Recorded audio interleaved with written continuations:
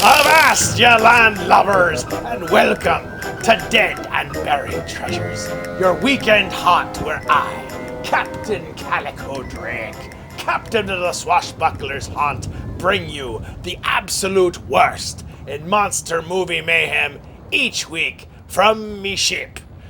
You're welcome. You're welcome. Aye, and also because, well, I have to. Only because Poseidon appointed me as your administrator. More like me pain in the ass. Oh, Captain! We are on course for the island of Dead and Buried Treasures. ETA in just a few minutes. Creature feature, double feature. Creature feature, double feature. Aye, that be the first thing you got right tonight, Jack. Tonight, we bring you our first double feature of the season. So, if you want twisted art and suspense, we've got it for you. If you want two back-to-back horror classics in one night, we got it for you. Why? Because we're pirates, that's why! First, an insane billionaire arranges for a ship to be wrecked on an island where he can indulge in the hunting and the killing of the passengers for sport in the most dangerous way. Then, a demented and failing artist soon discovers that the easiest way to make art is to kill the models and cover them with plaster, as our Fright Network presents the Roger Corman hippie classic, A Bucket of Blood. 2 movies, one night in our first double feature of the season. Oh, me heart can't take it, Jack. You sure said it, Drake. Island of Dead and Buried Treasures just ahead. That be music to me ears.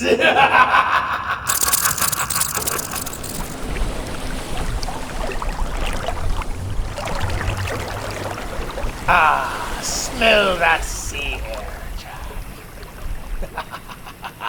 And here we are, at Davy Jones' locker. Ah, Davy Jones' locker. And where we open one of the chests from the Isle of Dead and Buried Treasures, Ah, you sure said it, Drake.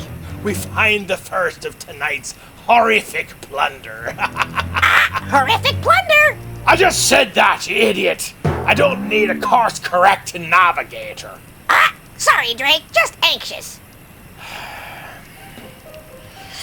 This had better be a good one. Let's see what we got here. Me shipmates came to the island first and removed one of these for the purposes of tonight. 1,500 of these beautiful chests on this island. And here it is, one of the oldest films in the vault. Oh, here it is. The most dangerous game. Appropriate that it takes place on an island much like this one. Where legend holds it, an insane billionaire lures unsuspecting victims into running for their lives. Where the hunters become the hunted. Care to play, Jack? Ah, not a chance, Drake. Are you sure? I could arrange it if you're interested. After all, we're already on an island. It would be easy. Ah, no thank you. Seriously, no trouble at all. I can even give you a head start. Ah, nope, not me. I'm comfortable right by your side. Forever. Forever. How about you give me a head start? Ah, did you bring it, Captain? Did you bring it? It's like we're married. Ah, did you bring it? Did you bring it, Captain? Not to disappoint, Jock. Where would we be without the legendary My Bridge film projector? That started it all. Ah, started it all, Captain? Aye, Jack. Handed down through the generations, it's supposedly a test experiment created by Edward Muybridge, the inventor of film. It's supposedly haunted, but is rumored to contain the remnants of every single classic horror film ever made, from the late 19th century forward. Every definitive and archaic motion picture in history has spun through its wheels, and it was handed down directly from Davy Jones to Redbeard to me. Well, me hearties, it's unfortunate that a cray-cray billionaire lives alone on an island and kills people for sport, but it does make wonderful popcorn entertainment. Say, Jack, do you know why billionaires make the best fishermen? Ah, no, Captain. Why do billionaires make the best fishermen? Well, isn't it obvious, Jack? They certainly know how to hook the big ones.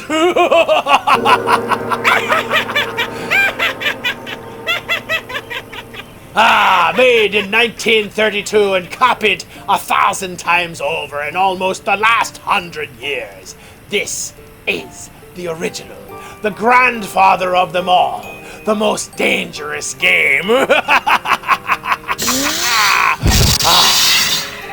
I can just hear the sounds right now. In distress, Jack.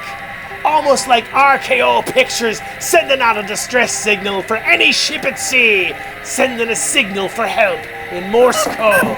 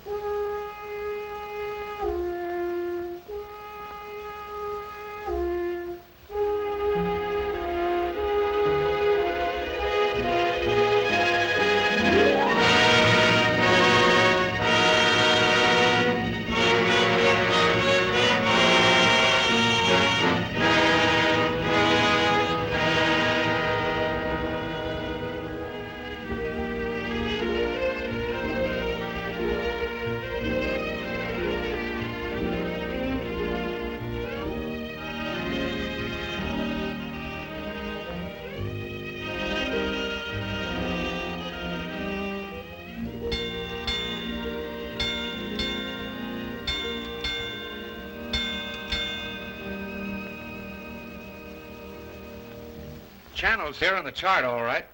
And so are the marking lights. Then what's wrong with them? Those lights don't seem to be in just the right place. They're both a bit out of position, according to this. 2 light buoys mean a safe channel between the world over. Safe between the world over doesn't go in these waters. Look here. You'll see the water shoals on the island side, while the deep soundings run to the mainland. Have any of you seen the captain today? No, he wasn't down for dinner. No, and he wasn't down for lunch. He hasn't left the bridge since you decided to come through the channel. What are you driving at? Ever since you gave him those orders yesterday to cut through these waters, he's had the jitters. There's something wrong. Yeah, I'm getting nerves myself. Doc, what do you recommend for nerves? Give him a shot of scotch. Good. Give him the whole bottle. No, I've got nerves too. Here you are, Doc. Just what you need. Well, maybe you're right. Here's how, boys. Good evening, Captain. Good evening, sir. May I speak with you? Why, certainly. Go ahead. We're heading straight for the channel between Brank Island and the mainland. Good. But the lights are just a bit off, according to the chart. But charts are never up to date in this part of the Pacific. You know that. I know, sir, but doesn't Brank Island mean anything to you? Well, not a lot. Well, perhaps if I could talk with Mr. Rainsford. But Bob's not a sailor. He's a hunter. He's made many of these trips. He's young, but he has judgment. I'll call him. Oh, Bob. Bob. What is it? Come up here, will you? Just a minute.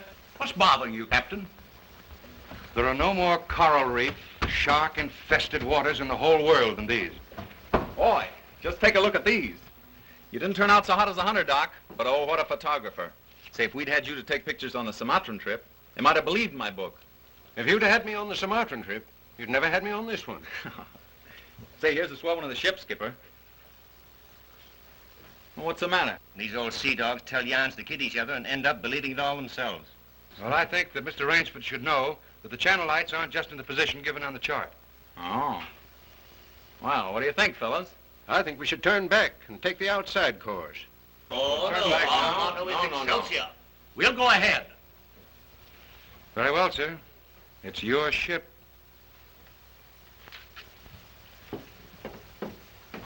It was the schooner Hesperus, and she sailed the wintry sea. Now, wait a minute, fellas. Let's talk this over. There's no use taking any chances. Chances? That's fine talk coming from a fellow who just got through slapping tigers in the face. Here, get an eyeful of this. And he talks about taking chances. Here's the Doc charging the enemy with an unloaded camera.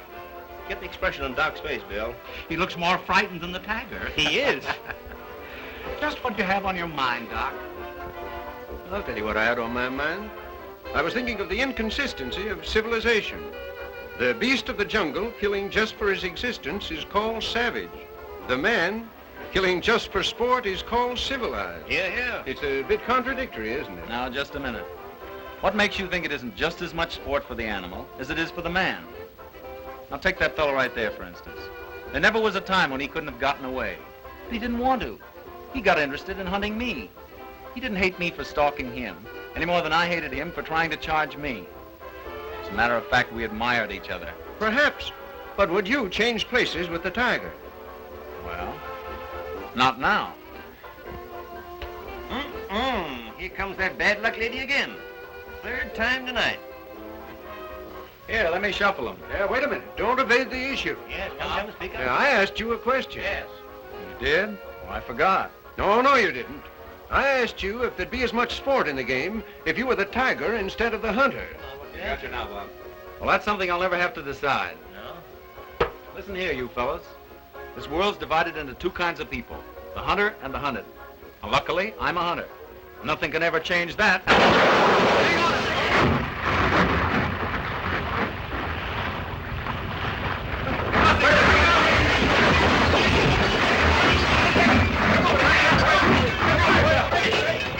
Hello down there. Hello, engine room. The dynamo squadron. If the water ever hits those hot boilers.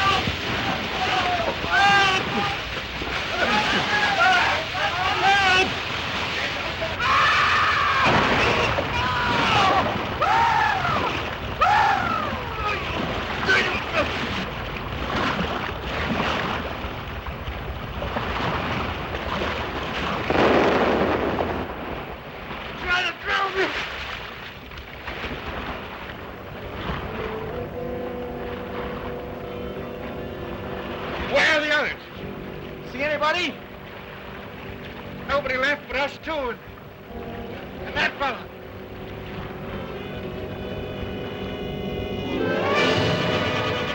Doc! Help! Look! Shark! Oh! He got me!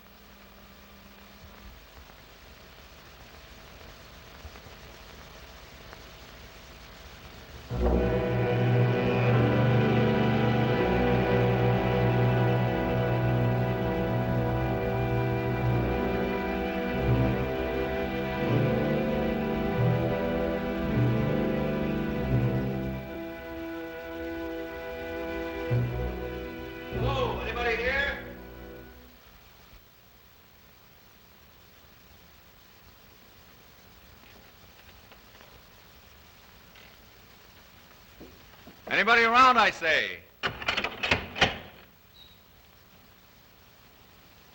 hello. Is this your house? I'm not trying to break in, but I've been in a wreck. Our yacht just sunk with all hands. I got ashore and found your place here by accident. I'm not trying to intrude, but I'm in sort of a jam. Don't you understand any English? Ivan does not speak any language. He has the misfortune to be dumb. Oh, hello. Are you the owner here? Yes. Welcome to my poor fortress. Fortress? It once was, built by the Portuguese centuries ago. I have had the ruins restored to make my home here. I am Count Zaroff. My name's Robert Rainsford. Glad to meet you. Very glad. Yeah, Ivan is a Cossack. I'm afraid, like all my fellow countrymen, he is a bit of a savage. Smile, Ivan. Ulidnis!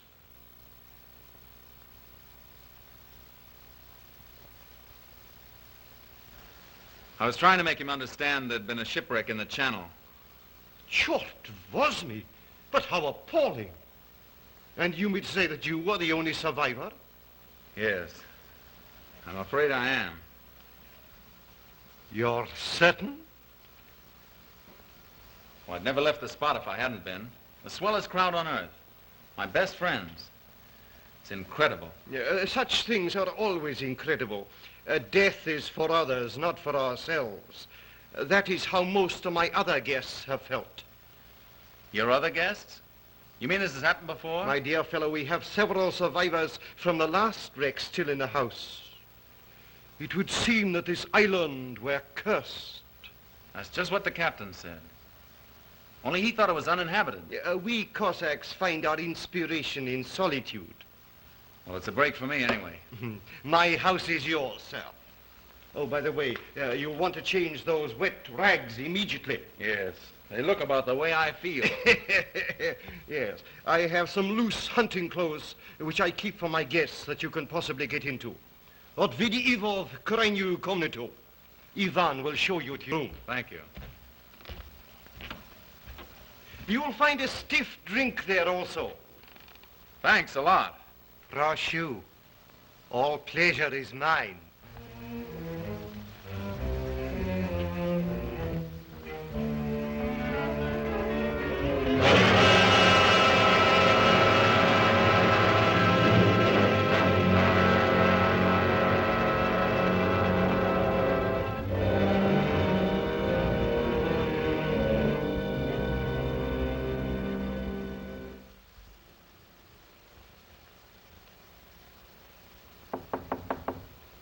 Come in.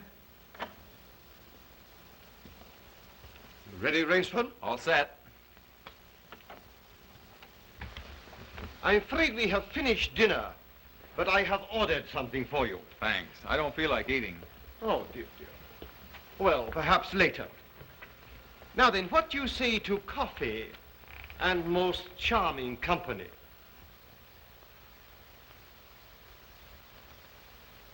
It is hard to forget your comrade's fate, I know, but our feminine guest is easily perturbed. If I could beg you to put a good face upon the matter, assume a cheerfulness you may not feel. Why, sure, of course. Thank you.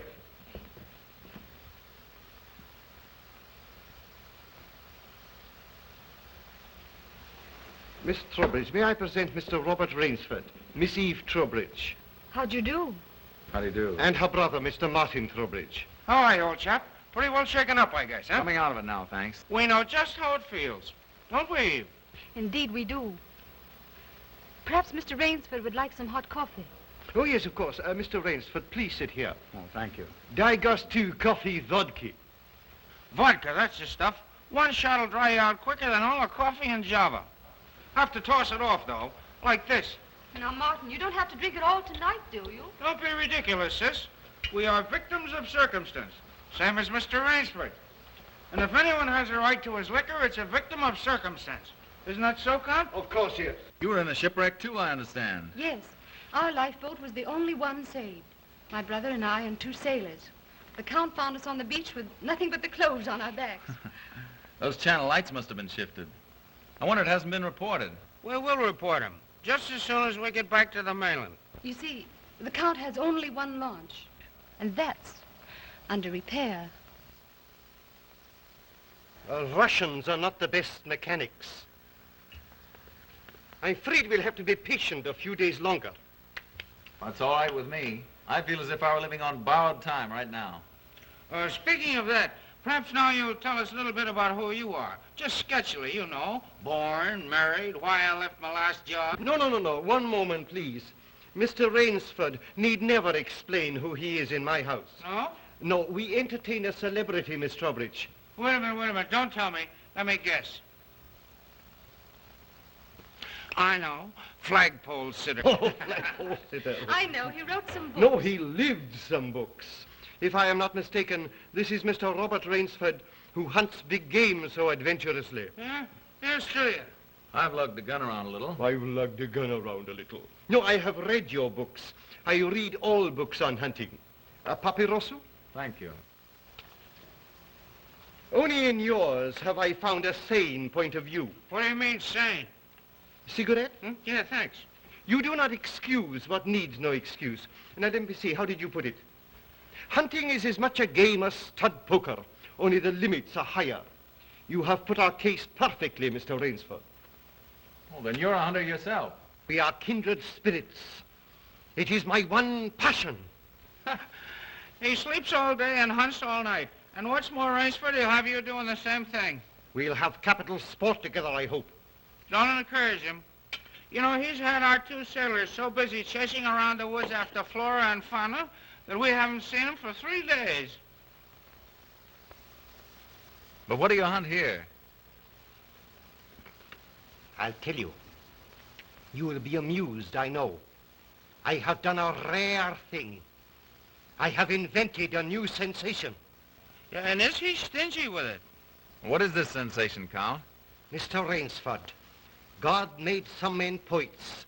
Some he made kings, some beggars. Me he made a hunter.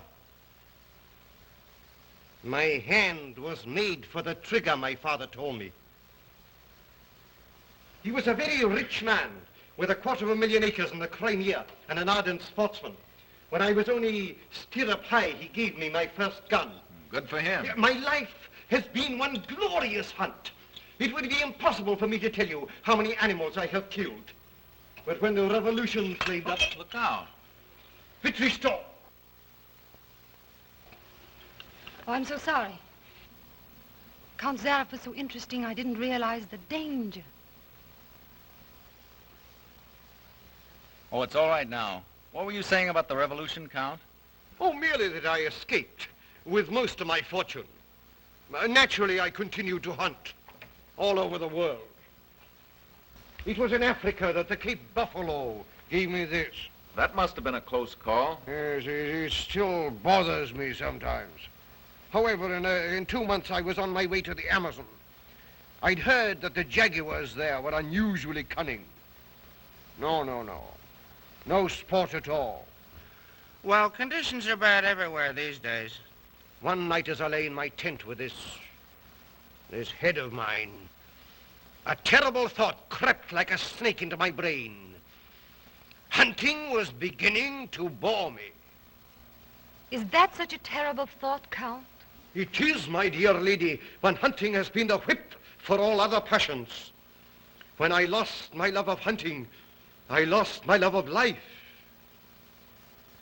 Of love. Well, you seem to have stood it pretty well. I even tried to sink myself to the level of the savage.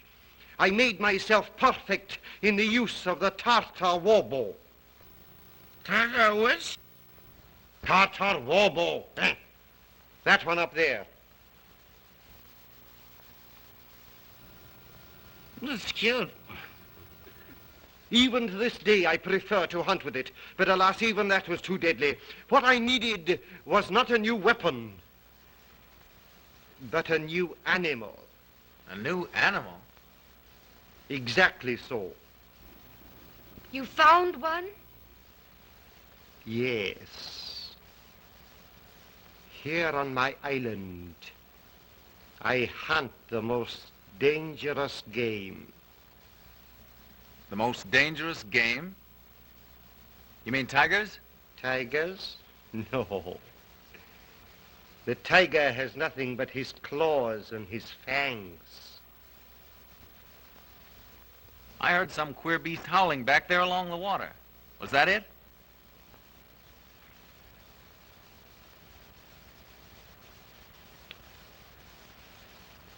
It's no use, Rainsford. He won't tell. He won't even let you see his trophy room till he gets ready to take you on the hunt of a great what's-it. My one secret. I keep it as a surprise for my guests against the rainy day of boredom. Listen, old boy, you let me in on that game and I'll bet you I'd go for it. You know, Rainsford, he hasn't failed yet. If he says the thing is good, it is good. He's a judge of liquor, wizard at a contract, plays the piano, anything you want. He's a good host. And a good scout, eh, Count? Yes. You want me to go hunting? All right, you just say the word. We're pals. We'll have a big party, get cockeyed, and go hunting. A completely civilized point of view. Now, listen, I'll tell you what you do. You come to my place in the Adirondacks sometime, see? We'll have a private car, liquor and gals on the trip, and the guides will make the deers behave. Yeah, I think we'd better change the subject. All right. Change the subject. Oh, I know. Play the piano, huh? If you wish. Good idea. Play the piano. Now leave it to me and I'll fix everything. Perhaps the Count doesn't want to play. Now there you go. It's just throwing cold water. Now leave me alone. I know where the piano is. I'm perfectly sober. A charming simplicity. Completely civilized, did you say? He talks of wine and women as a prelude to the hunt. We barbarians know that it is after the chase and then only that man revels. It does seem a bit like cocktails before breakfast. Of course, yes. You know the saying of the Ogandi chieftains. Hunt first the enemy, then the woman. That's the savage's idea everywhere. It is the natural instinct. What is woman? Even such a woman as this, until the blood is quickened by the kill. Oh, I don't know. Oh, I don't know. You Americans. One passion builds upon another. Kill. Then love. When you have known that, you will have known ecstasy. Oh, Martin. Introducing Zaroff, the keyboard king, in his Branca Island hour. Come on, Count, now you're shown. What do you suggest? Oh, just a good tune, but not highbrow like last night. Just a good tune, see? I see. Yeah.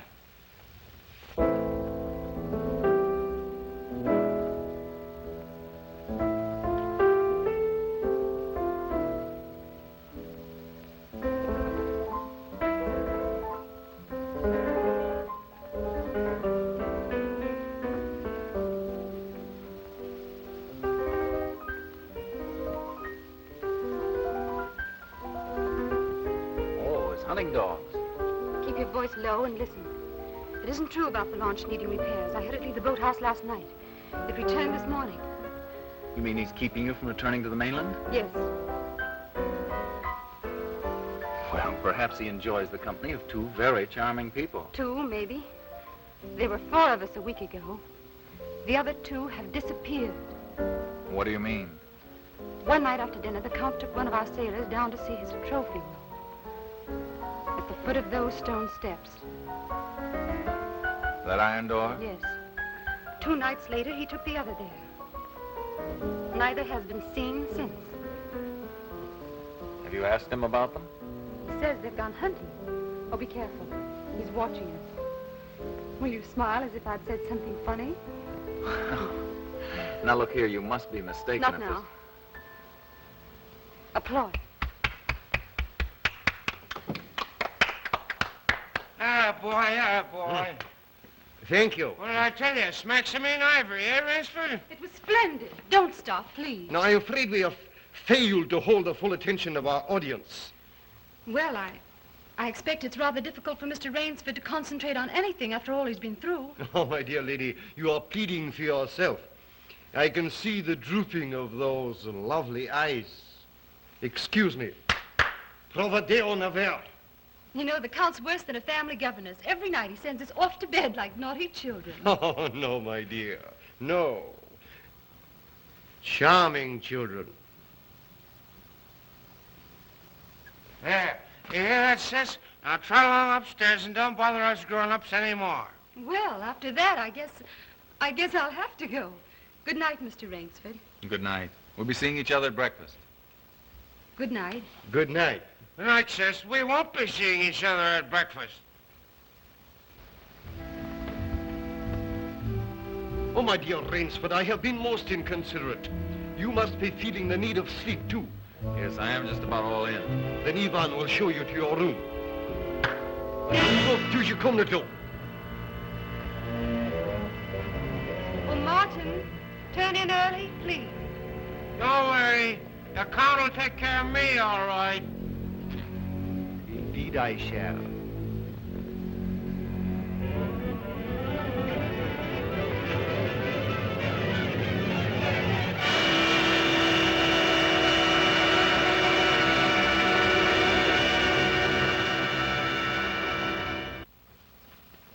good night. Good night, sir. Sleep well.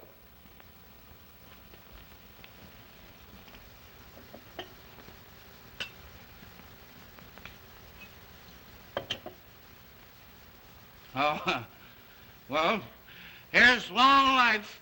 A long life. Tell me, Mr. Trowbridge, are you also fatigued? Tired? Me? You know I'm not. You know, Rainsford, we two are just alike. Up all night and sleep all day. Well, good night. Well, what are we gonna do, huh? What's the big idea? I thought that perhaps tonight you would like to see my trophy room. Your trophy room? I'm sure you will find it most interesting. Say, that's a great idea. Oh, now we're pals. No more secrets now, huh? We'll make a night of it. I hope so, Mr. Trowbridge. Just you and I, pals. We'll have fun together, huh? Precisely, yes. Fun together. Ah, boy, Connie, oh boy, Connie.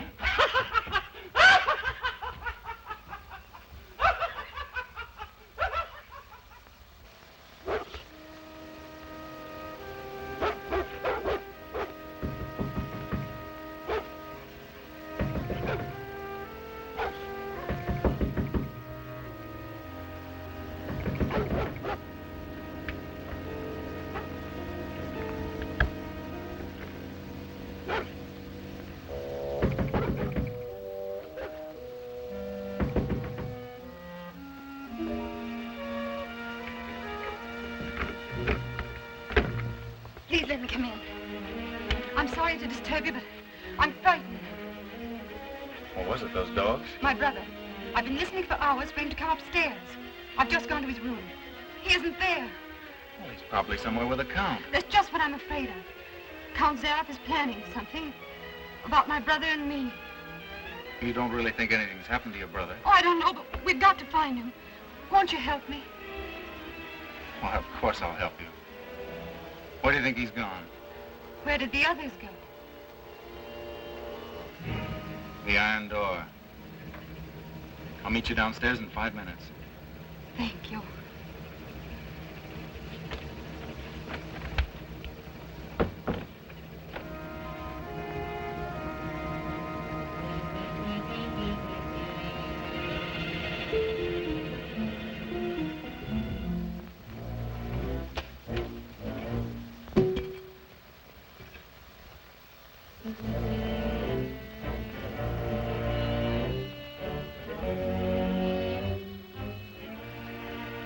That's queer. It's unlocked.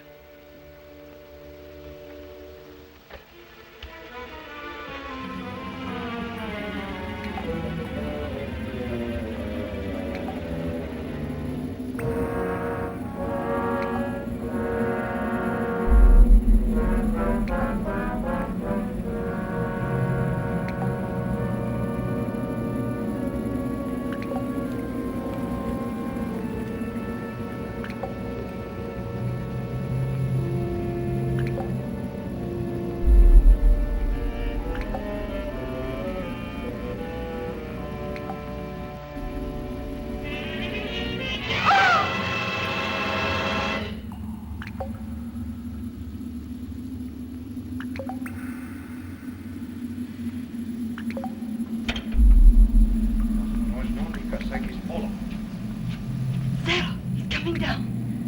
Back here, quick.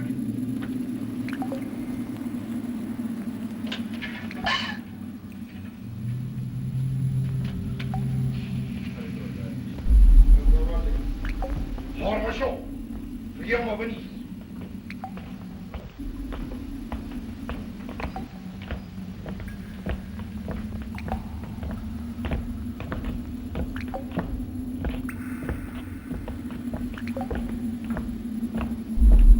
Положи его на скамейку.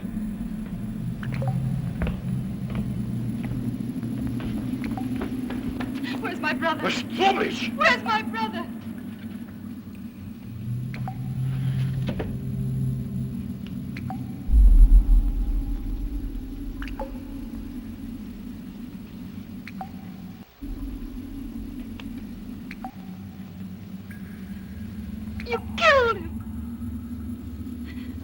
You killed my brother. You! Dennis! Why you... Ricky, get you there.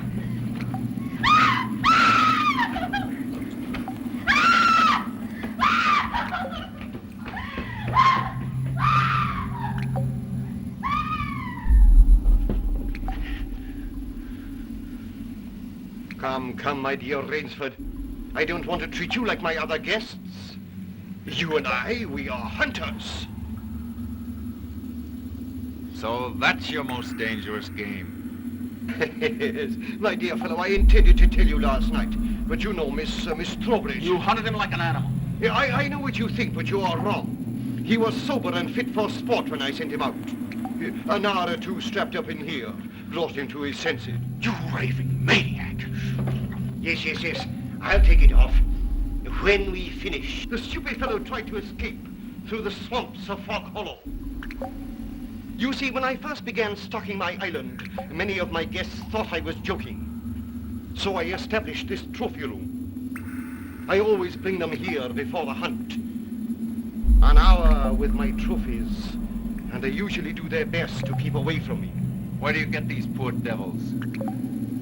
Providence provided my island with dangerous reefs. But there are light buoys to mark the safe channel. They do not always mark it. You shifted them. Precisely right. Too bad your yacht should have suffered. But at least it brought us together. You take half-drowned men from ships you've wrecked and drive them out to be hunted. I give them every consideration. Good food, exercise, everything to get them in splendid shape. To be shot down in cold blood. Oh, no. Oh, I admit with this annoying fellow. But usually I give them hunting clothes, a woodsman's knife, and a full day's start. Why, I even wait until midnight to give them a full advantage of the dark. And if one eludes me only till sunrise, he wins the game.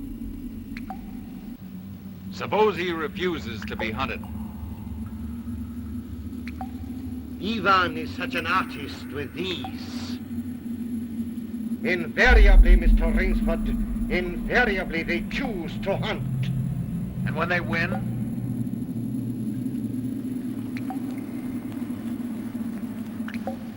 To date, I have not lost. Oh, Rainsford, you'll find this game worth playing. When the next ship arrives, we'll have gorgeous sport together. You murdering rat, I'm a hunter, not an assassin. Come, Rainsford. Say you will hunt with me. Hunt men? Say you'll hunt with me!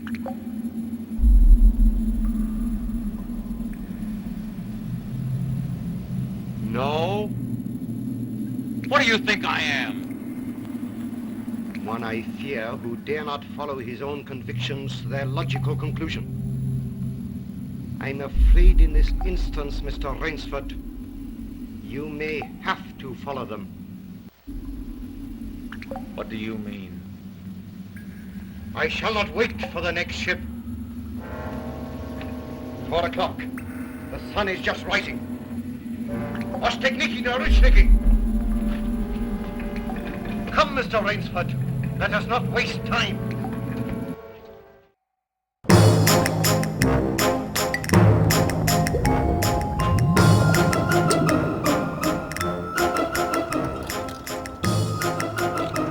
You know, Jack, I'm beginning to think there's a little bit more to this island than just scenic landscape. Ah, scenic landscape! I mean, what are the chances of finding an uncharted island in the middle of the ocean and then finding a castle on top of it? I mean, I don't see one anywhere. Nothing on the horizon. Well, except for the island of dead and buried treasures fading in me bow. Ah, quite the coincidence! Well, the whole thing sounds a little fishy to me. Ah, speaking of fishy, yes, how are you doing? Oh, yes. Hello, Shamu. Yes. You know, me thinks there might be a little bit more to this whole Count Zarkov thing than meets the eye. Ah, you mean Zaroff. Yes.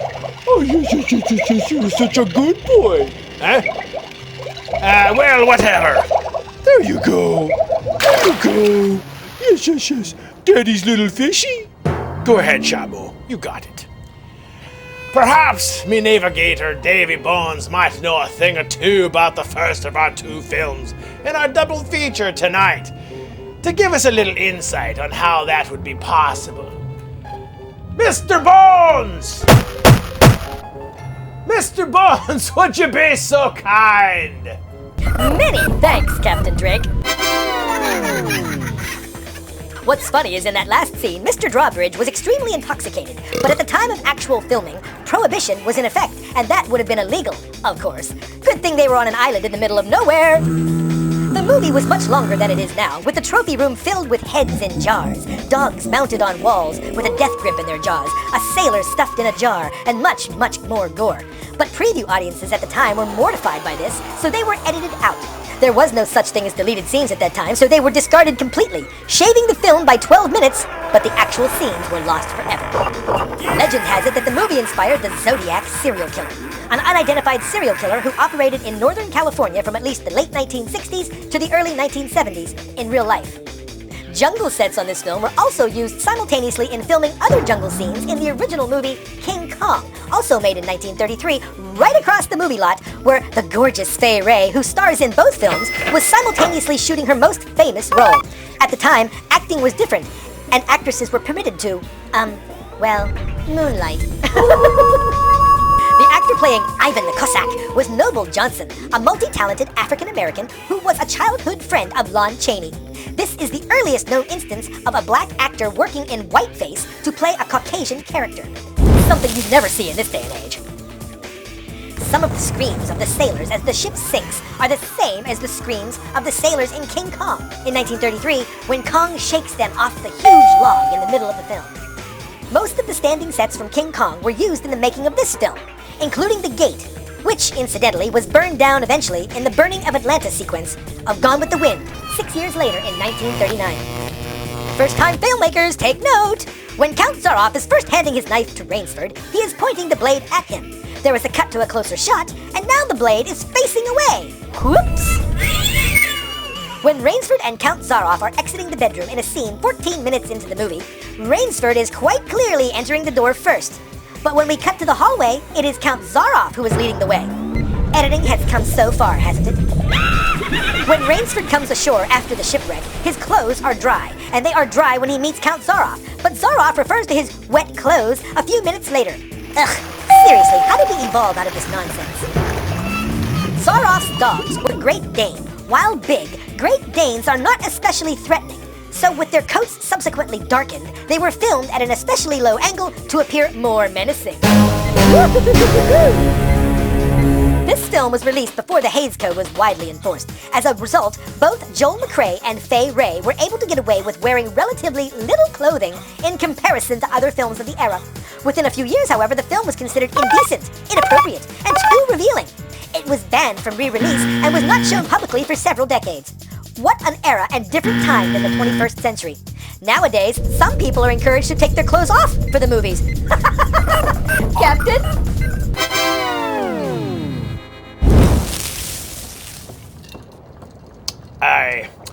I think either way you can keep your clothes on and it won't make a difference. Thank you, Mr. Bones. An island in the middle of nowhere, a crazy billionaire playing a game of living chess with the lives of shipwrecked survivors.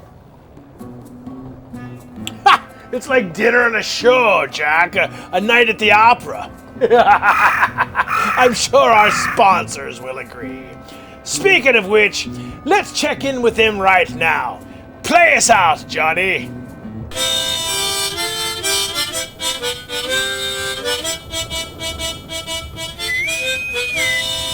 Oh, Captain! What's the worst nightmare for a pirate on a blind date?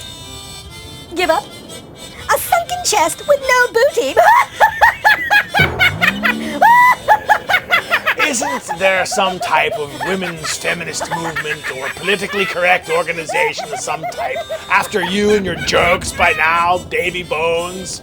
Well, then they'll love me for this one. How does a pirate greet a prostitute? I'm afraid to ask, how does a pirate greet a prostitute? Yo-ho! Yo-ho! Yo-ho!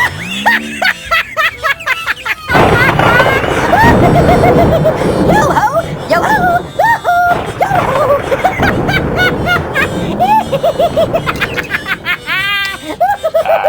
I should be hearing from the FCC any minute now. Oh my god, that's a good one. Picking myself up off the floor.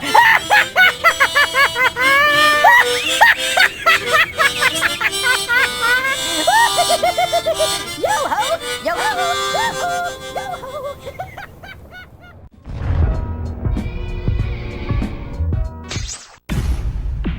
Daily bats, I choose you.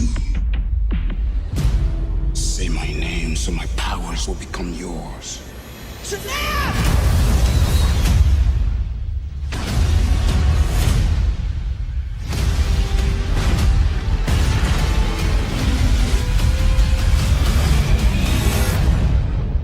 I'd like to purchase some of your finest beer, please.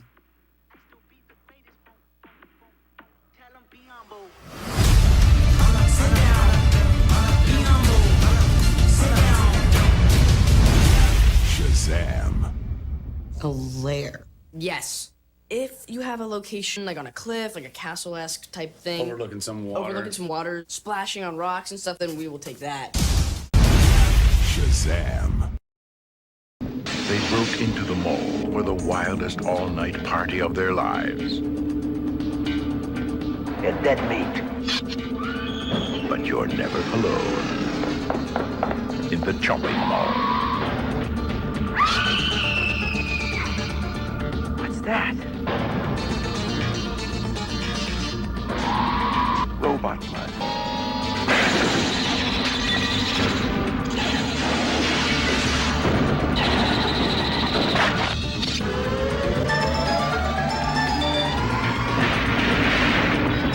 Shopping mall, where shopping costs you an arm and a leg.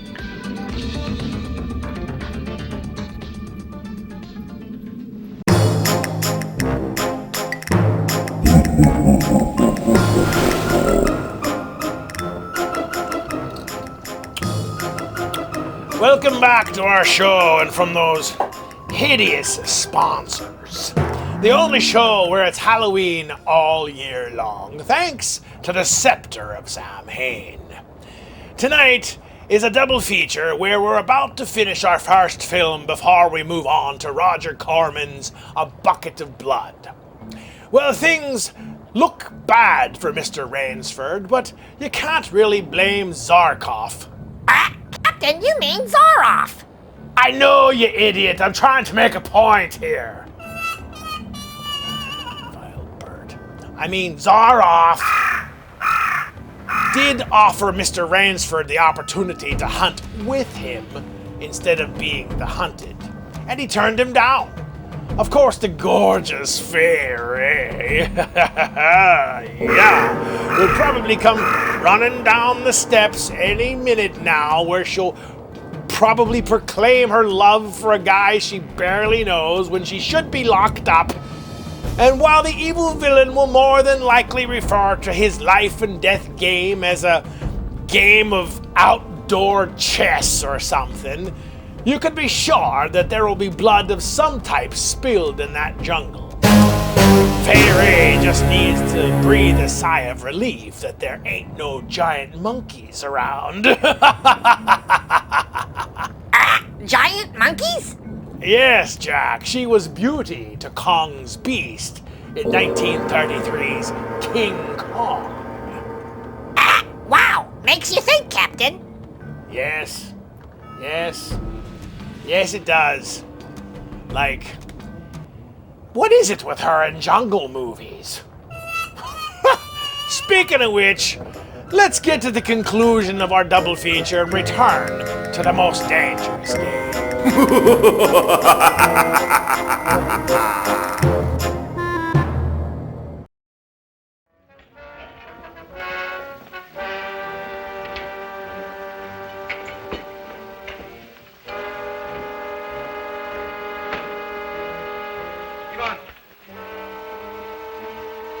Genghis. Your fangs and claws, Mr. Rainsford.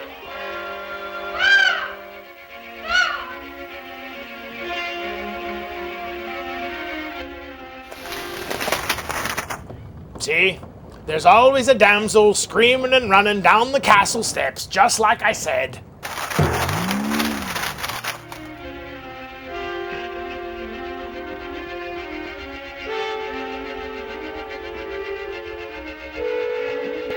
Ivan.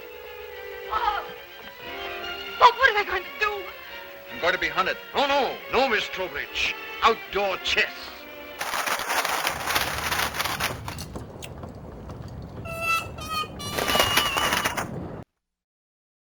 His brain against mine. His woodcraft against mine. And the prize? The prize? You may recall what I said last evening. Only after the kill does man know the true ecstasy of love. Suppose you lose. If I do not, what shall I say, find you between midnight and sunrise tomorrow, freedom for both of you. I'm going with you. No.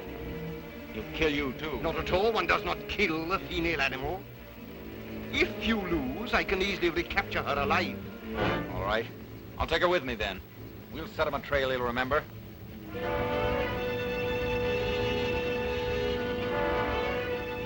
It's only fair to advise you against Fog Hollow. Outdoor chess, Mr. Rainsford.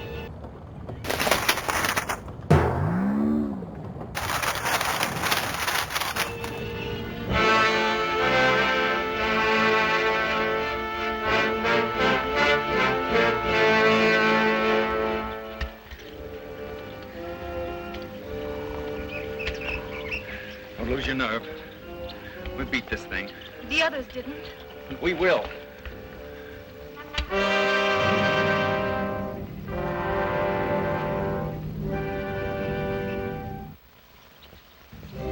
Come on, let's get going.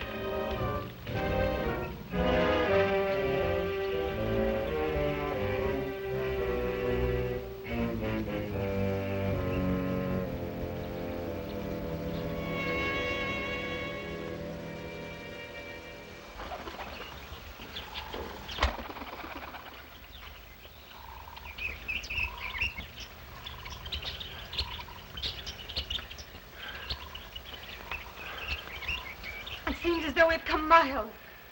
Yeah. Well, 3 hours doesn't take you far in this jungle. Come on, let's keep going. Come on.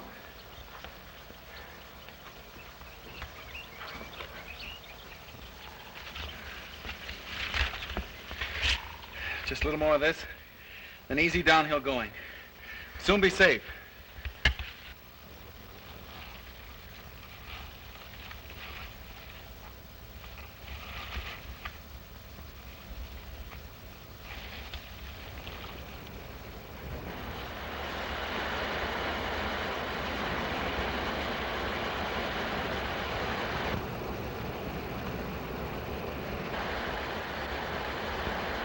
No wonder he was so sure. This island's no bigger than a deer park. Oh, Bob!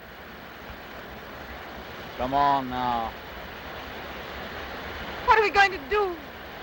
We didn't each live through a shipwreck to let this crazy manhunter worry us. I shouldn't have come with you. You might beat him if you were alone. Alone? And leave you here with that savage? Not a chance. Now we've got to think of something to worry him. Oh, you'd never get near him. He'd shoot on sight. Weapons aren't everything in the jungle. Say, did you notice that leaning tree down there? The one we just passed? Yes. Come on, I want to show you something. You see? If that supporting branch were cut away, this fallen tree would make a perfect melee deadfall. A melee deadfall? What's that? A man-killing contraption the natives use. To stop that madman, all right. Trouble is, it takes quite a few hours to build. He said he wouldn't follow till midnight. That's right. If you help me, I think we'll have time. Come on, we'll cut some strong vines.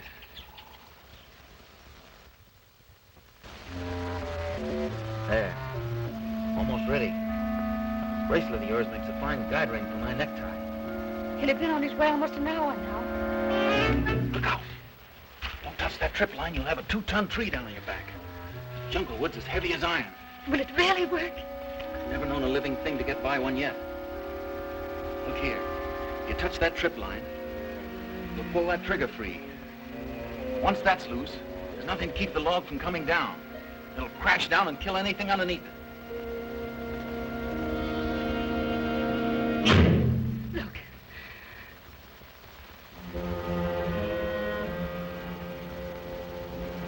We're ready. Let them come.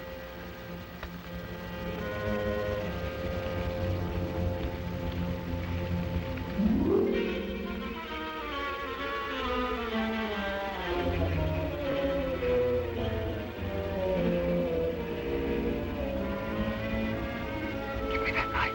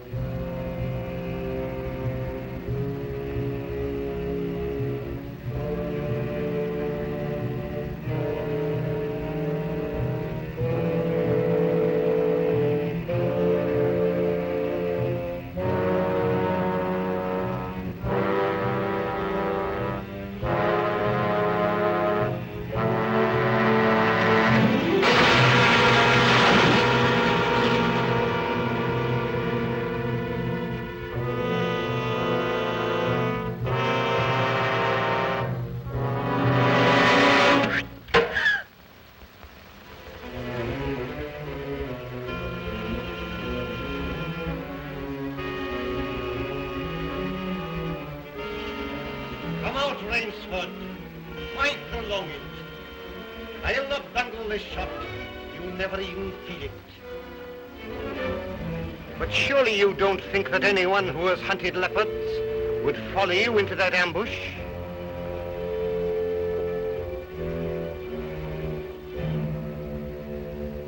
Oh, very well. If you choose to play the leopard, I shall hunt you like a leopard.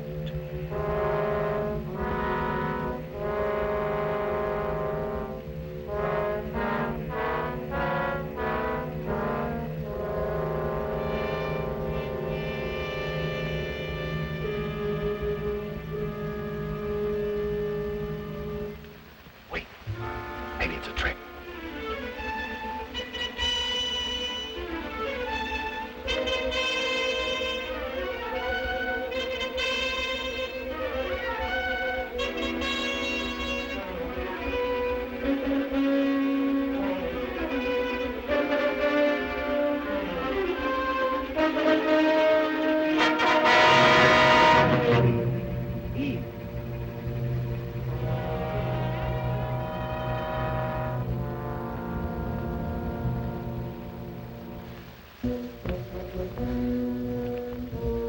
Why did he go? He's playing with us, like a cat with a mouse. What do you mean? You heard him say he'd hunt us as he'd hunt a leopard. It means he's gone for his high-powered rifle. His rifle. Oh, Bob, we must get away from here. Run, quick! Eve, wait!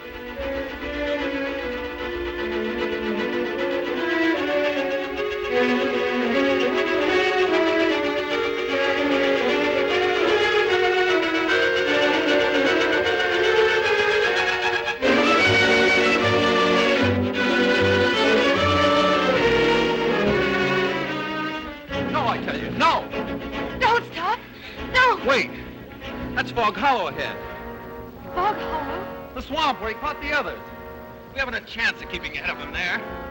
But there's no place else to run. That's just what he's counting on. We've got 2 hours till dawn. We've got to use our brains instead of our legs. But he'll have his rifle. And we'll have a man trap. Look. Oh. It makes me grin.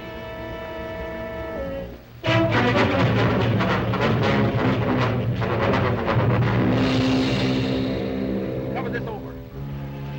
When Mr. Zaroff falls down there, you'll be all through hunting. Quick, gather some leaves and grass. I'll cut some branches.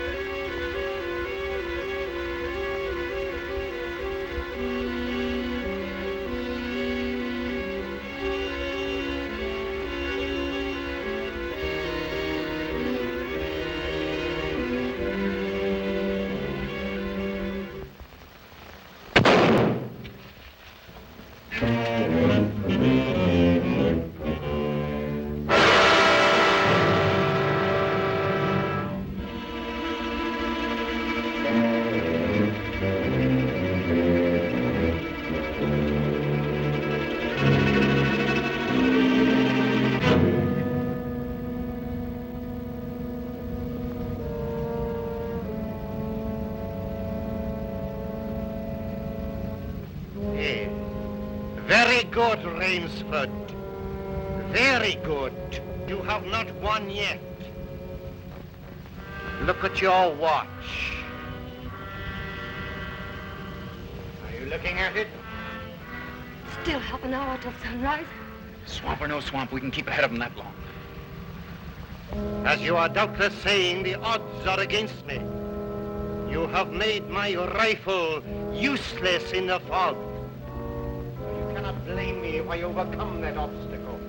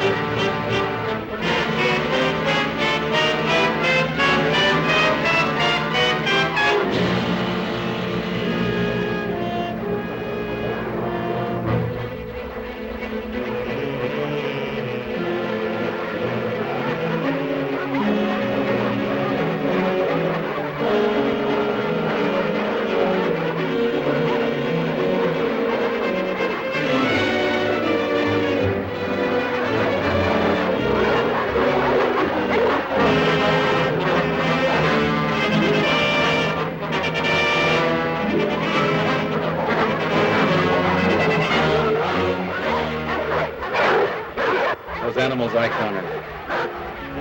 Now I know how they felt.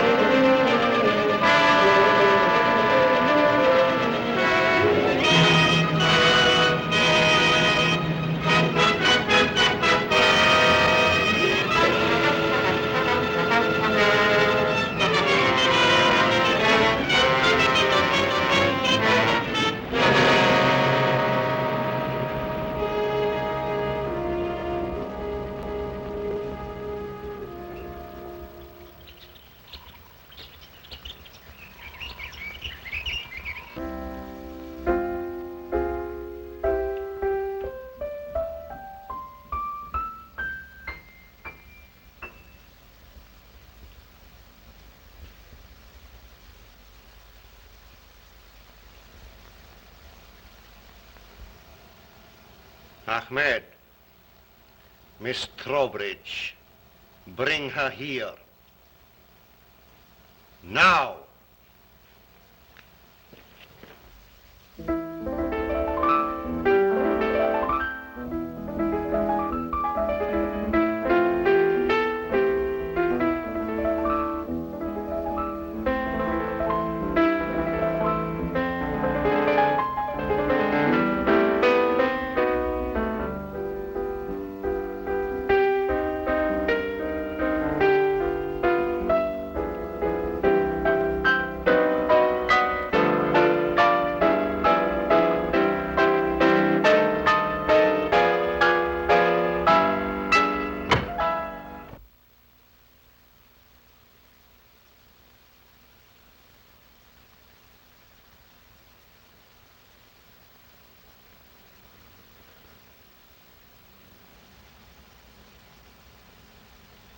My dear Rainsford, I congratulate you.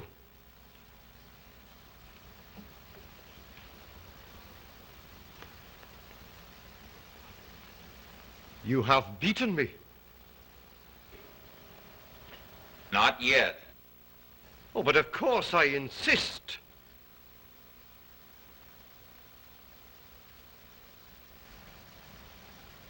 Why,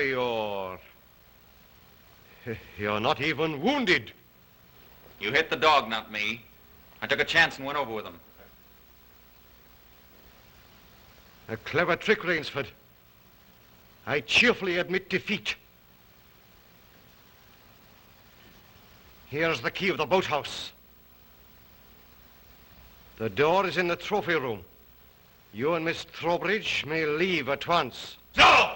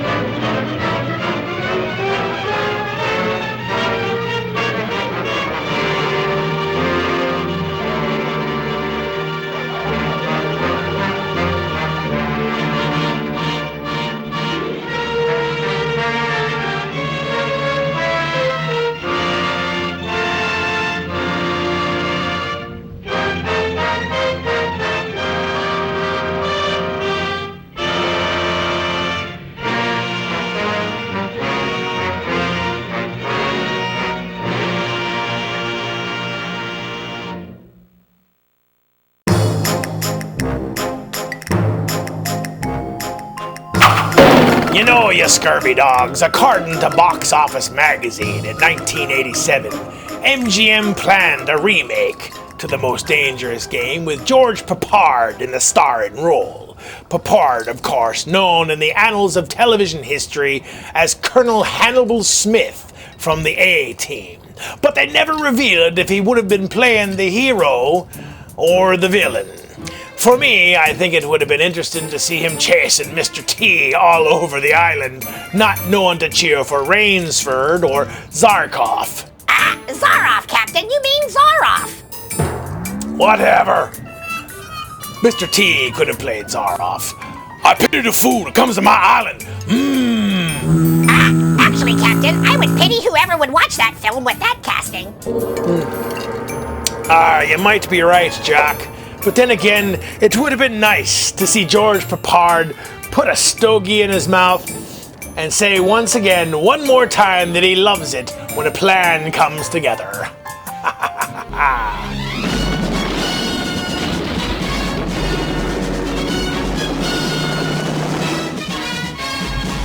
But for now, let's send you to our A-Team, our horrific sponsors. Oh, Captain! Why couldn't the pirate stop thinking about sailing? Give up! He had ship for brains! Our navigator is definitely the B-Team. We'll be right back.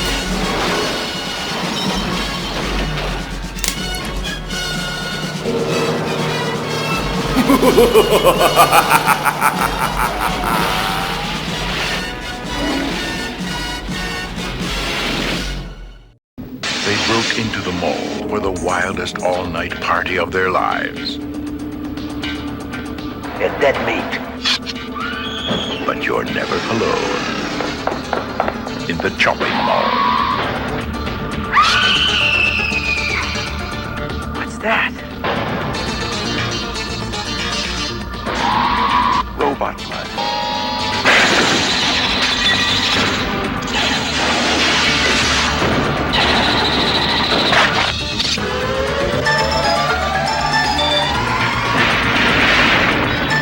Shopping mall, where shopping costs you an arm and a leg.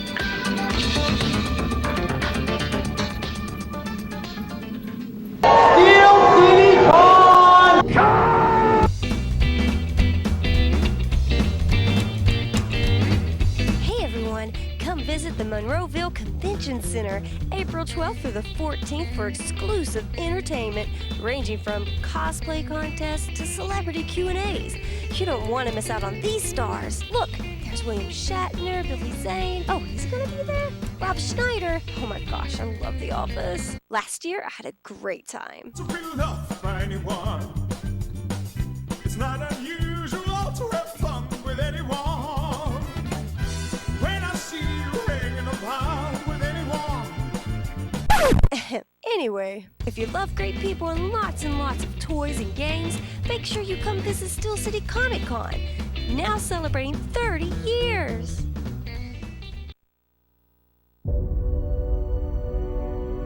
They warned us that something was coming.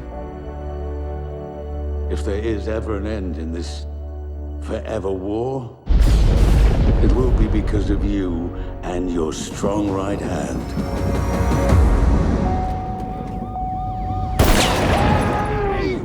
I'm on your side! Sorry, my bad.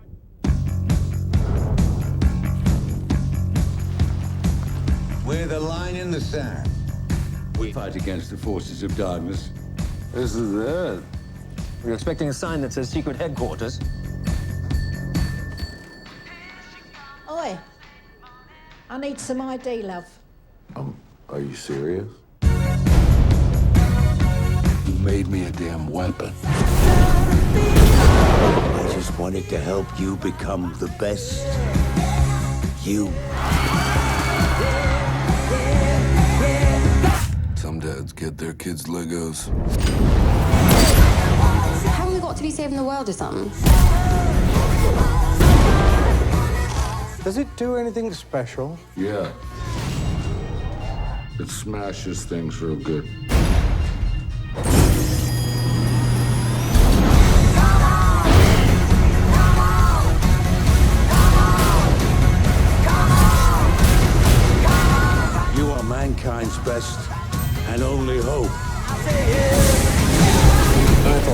supposed to be fighting monsters, not working with them.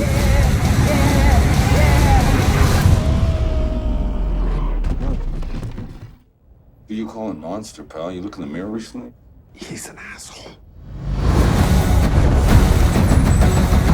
Sorry! I interrupt! On the contrary, you've arrived just in time.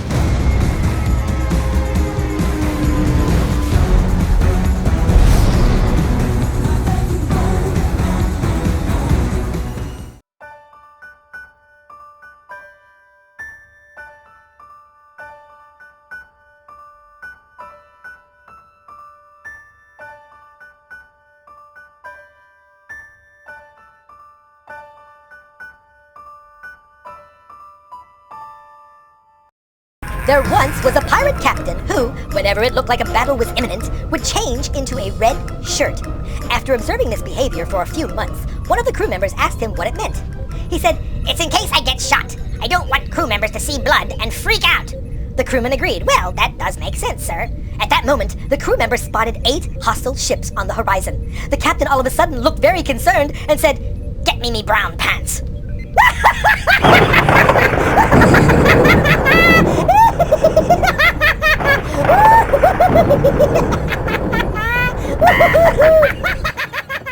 You know, Davy Bonds, you should consider stand-up. But nothing like that has ever happened to me, right, Jack? Not today, Captain. Right. And welcome back to...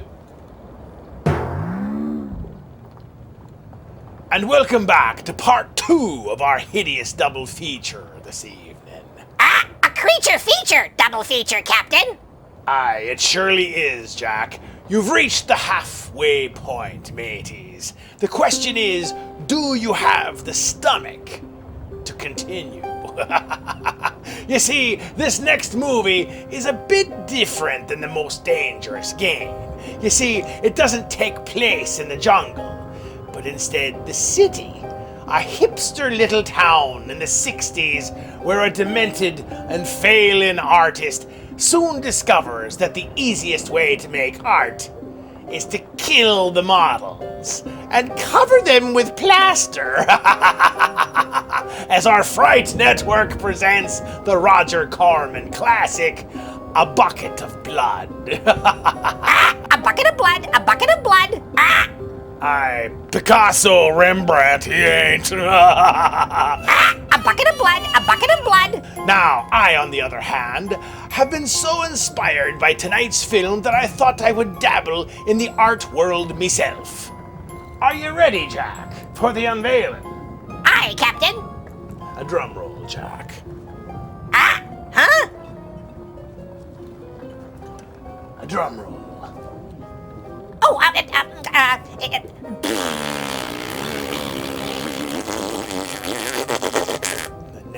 Never mind. 1.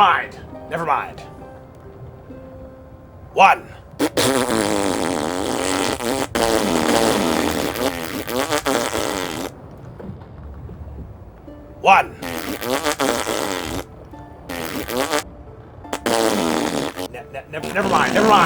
Never mind. 1, 2, 3.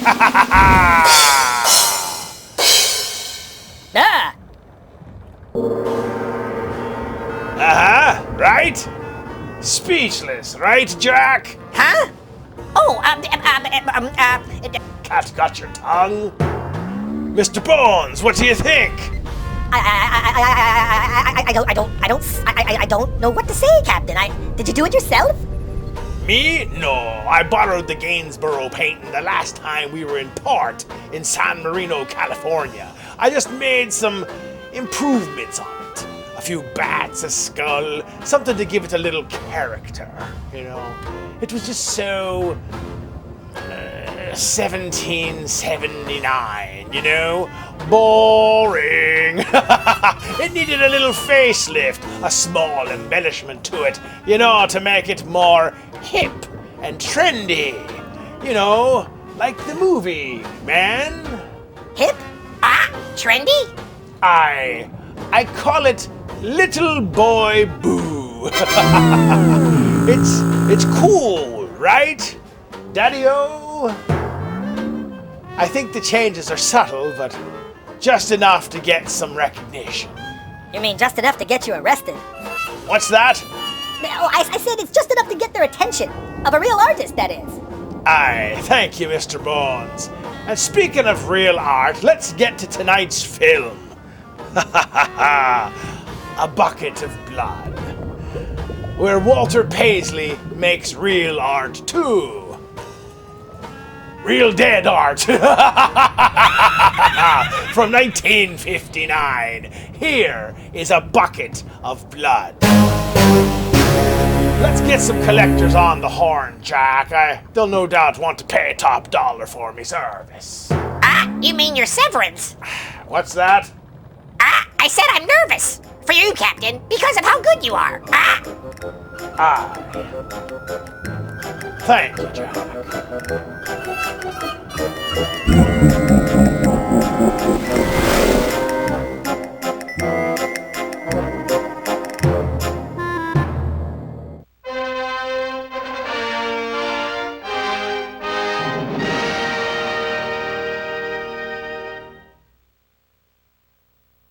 I will talk to you of art, for there is nothing else to talk about. For there is nothing else. Life is an obscure hobo bumming a ride on the omnibus of art.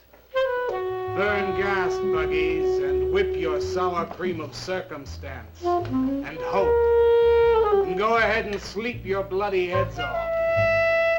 Creation is. All else is not. What is not creation is graham crackers. Let it all crumble to feed the creator. The artist is. All others are not. A canvas is a canvas, or a painting. A rock is a rock, or a statue. A sound is a sound, or is music. A creature is a creature, or an artist.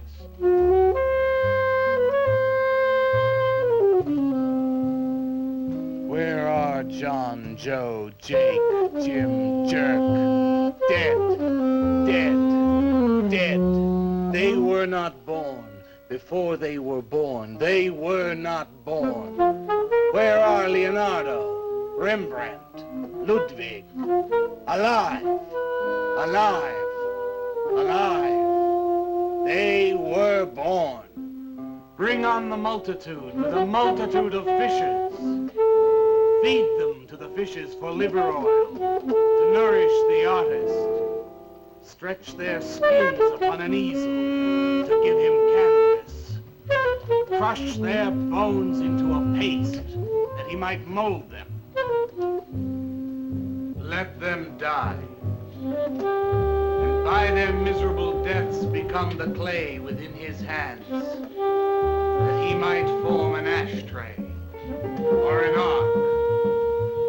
For all that is comes through the eye of the artist. The rest are blind fish swimming in the cave of aloneness.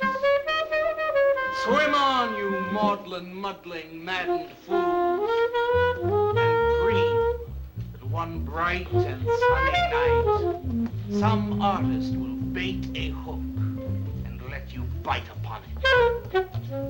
Bite hard and die. In his stomach, you are very close to immortality.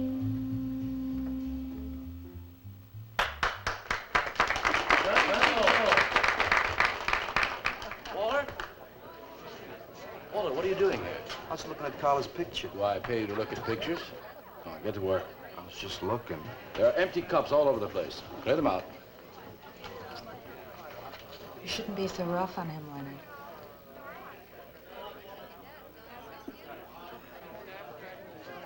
Hey, say, Walter. Hi.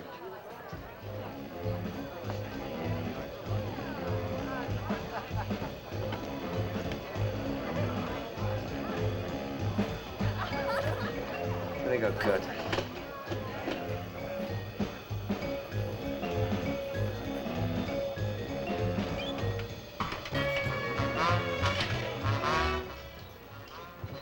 Yes, man. How you making? Fine, man. How about you? In there now.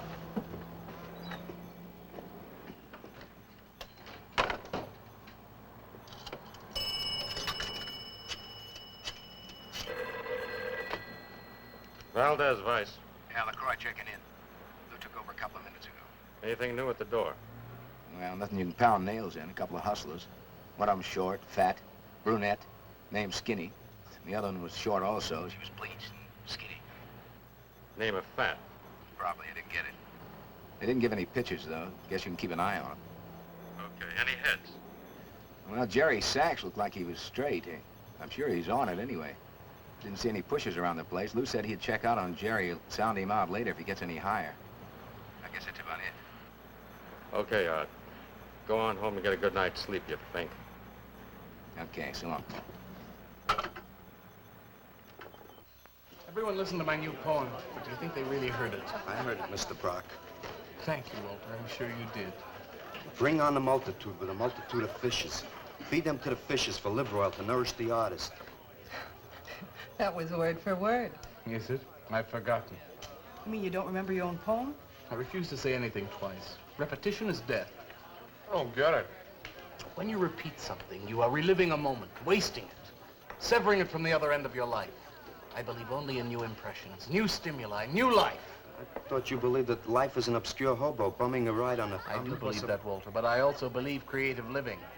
To be uncreative, you might as well be in your grave or in the army. They tried to draft me once. Couldn't pass the test. Walter, Leonard's looking at you. He's just about gone. Walter has a clear mind. One day something will enter it, feel lonely, and leave again. Too much. Yes, cats, yes. If you want to know how beatniks live, William and me will show you. We'll introduce you to some wild ones. You may even discover an artist of your own. And how much is that going to cost us? What cost? A couple of bucks. You want to meet some beatniks, don't you? Oh, no, it's the artist. I'm just crazy about artists. All that is comes through the eye of the artist. The rest are just blind fish swimming in a cave of aloneness. Oh, you must be an artist. And working as a busboy, too. Feed him that he will be satisfied. The artist is. All others are not. That's most intriguing. Are you a painter? Well, no, I work... I'm working on something that's not ready yet. What is it, man? Finger painting? Draw me a picture of a house, Walter. Make some smoke coming out of the chimney. I am working on something. I'll show you soon. Walter?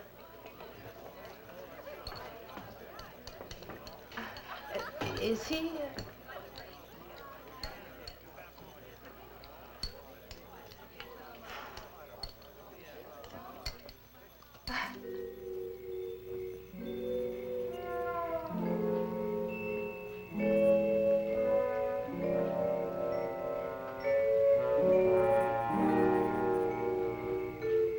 You get a good look, kid?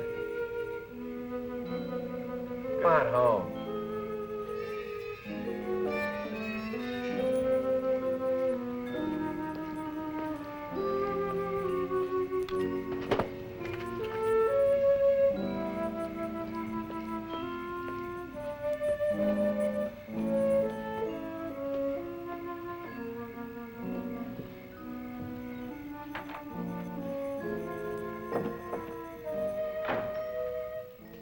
Hello, Mrs. Swicker. Oh, Walter, you look awful pale. What'd you have to eat tonight? I had a salami sandwich, Mrs. Swicker. Oh, if you were my son, why don't you let me fix you a nice bowl of soup? Won't take but a minute. Oh, it's okay. I can fix myself something. Besides, I got something important to do. Say, Walter, did you see anything of Frankie tonight when you went out? I didn't see him at all.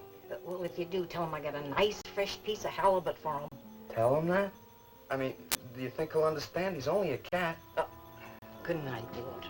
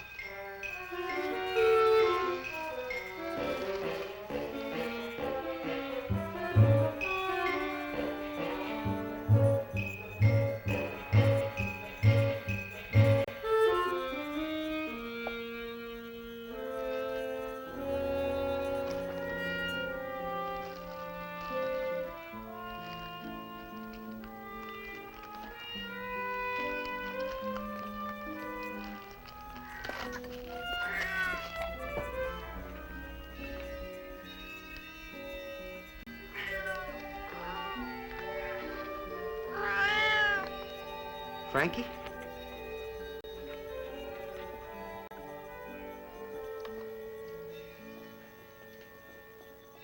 Canvas is a canvas or a painting. A rock is a rock or a statue. A sound is a sound or it's music.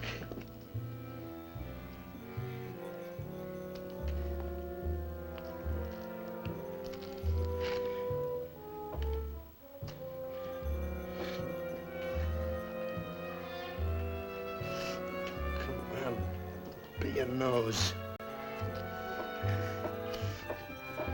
Be a nose.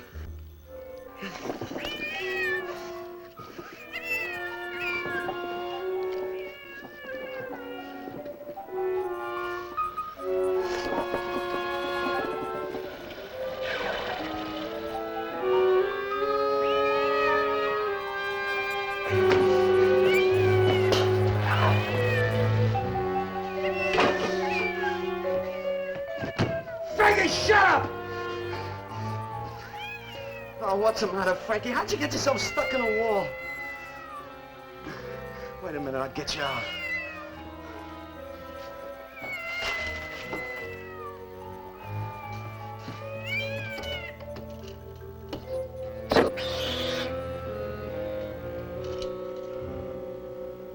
Frankie? Frankie?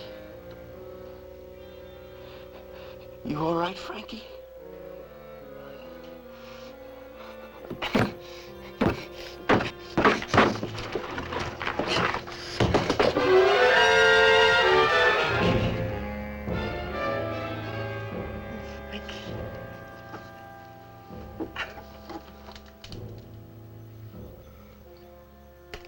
Oh, Frankie.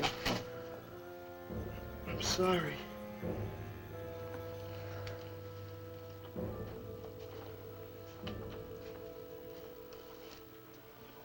Poor Mrs. Swickett. She had a nice fresh piece of halibut for you.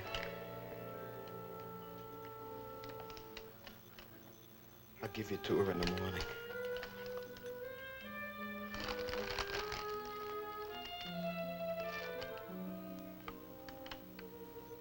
Repetition is death, Frankie.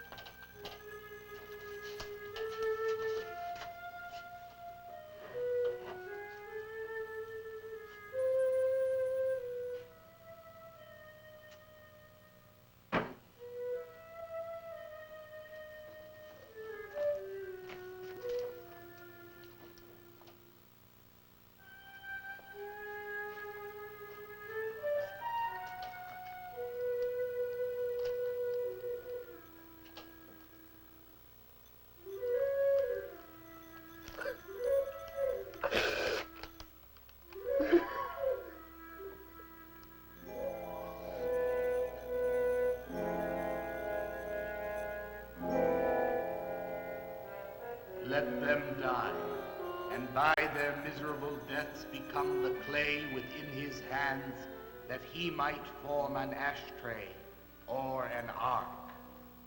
Pray that you might be his diadem, gold, glory, paint, clay, that he might take you in his magic hands and wring from your marrow wonders. Where are John, Joe, Jim, Jerk?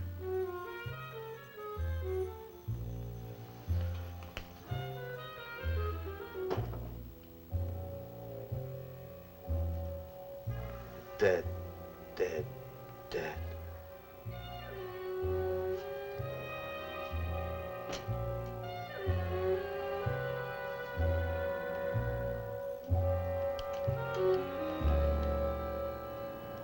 Hi, Carla. Walter, what are you doing here so early? Well, I brought something. I think you'll like it. Take that stuff to the laundromat, Walter. Huh? Don't mind him. What have you got? It's a thing I made.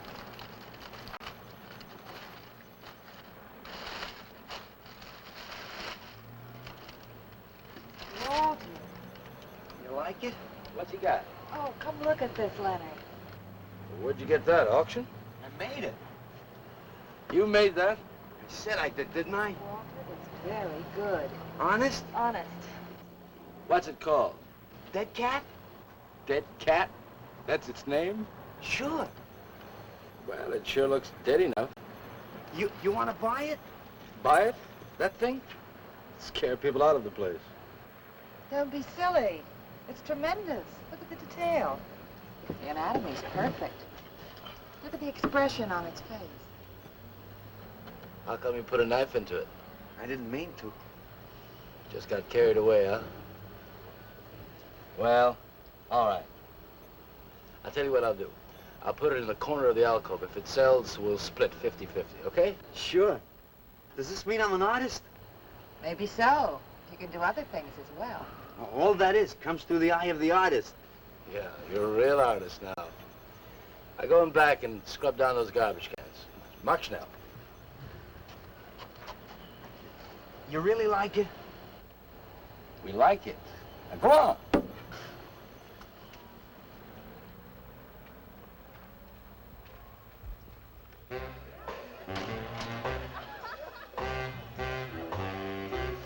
Did you see my cat? What's the matter? You losing?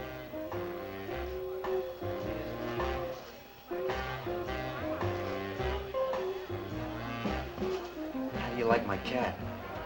You make this thing, man? Uh-huh. It's crazy. Crazy. You want to buy it? For me, man? I'm tapped.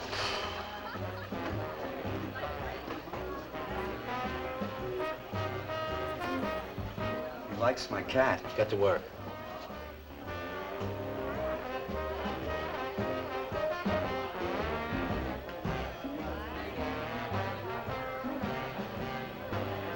Hey, Walter, come here a minute. Hey, congratulations, man. Walter, you're famous. I saw your cat. Did you like it, Mr. Brock? You may call me Maxwell. How'd you do it, Walter? Oh, I just took some clay and fixed it up. Attention. Attention, everyone. As you pass through these yellow portals, I am sure you noticed on your right a small clay figure, and assumed this transfixed effigy to be the work of a master sculptor.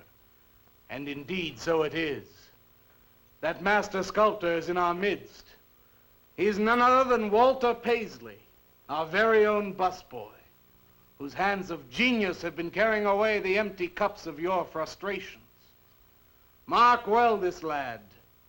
His is the silent voice of creation. Within the dark, rich soil of humility, he blossoms as the hope of our nearly sterile century. Beautiful, Maxwell. Bring me an espresso, Walter. Hey, Maxwell, really beautiful. Thank you. Man, you are in. Oh, Walter, it was wonderful. Yes, the cat's cut. Yes. This is my man. Took with everything. Yes, yes. Listen, man, you got a pen? Huh? This is my man. Hey, Pops, what's happening? Making a big scene for Walter. Who'd he shoot? He made a cat. Out of clay. See you around. Yeah, later.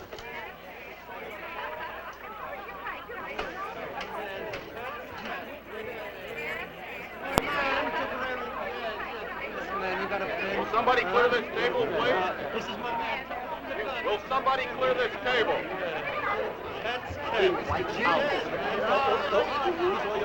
Did you hear them, Mr. DeSantis? They all like my cat. Yeah, very good. Now, look, Walter, you must be tired. Why don't you take the rest of the night off? Huh? Oh, I don't No, you got it coming. Besides, you're creating an incident. When people are applauding, they don't order coffee. So go on home and work on something. Make another cat. Well, I haven't got another cat. Well, just go to the movies. Please, Walter, go. All right, Mr. DeSantis. Good night. Good night, Walter. Walter? Walter, wait a minute. Oh, hello, Naolia. Walter, I dug it. My cat? It was the most wonderful, wildest, like, wickiest thing I've ever seen. Walter, you've done something to me. Something deep down inside of my prana. I have? Oh, Walter, I want to be with you. You're creative. You've got a hot light bulb glowing inside of you, and I want to be warmed by it. Gee, that's nice of you, Naolia. Walter, take me away from here. Take me away to some cool blue place. Gas me. I can't. I gotta go home. Oh, then I'll go home with you. Oh, no, Mrs. Swickett wouldn't like that. She's my landlady. Isn't there anything I can do for you? I don't think so, Naolia. Oh, Walter, I can't let you just split like this. I've got to do something. I've got to contribute. You don't have to do anything. Wait. Wait, there is one thing I can do. One little thing. Don't leave, Walter. I want to give you something. Something that'll make you remember me.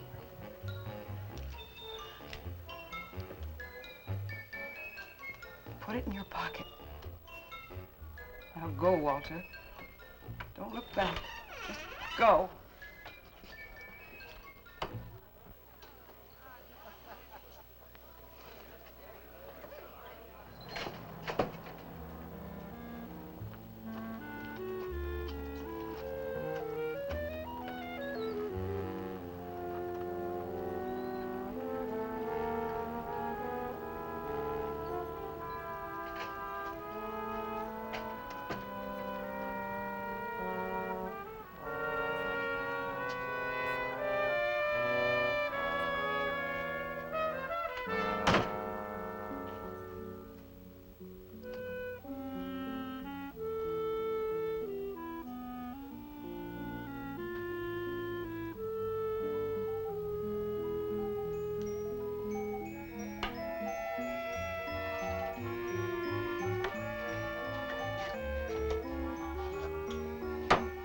Can I have your autograph, Mr. Paisley? Why, certainly, my good woman. Everybody likes my cat. You want to buy my statue, mister? $10,000? Okay. Gee, I'll be famous. And then I can ask Carla, and she'll say yes. I know she will.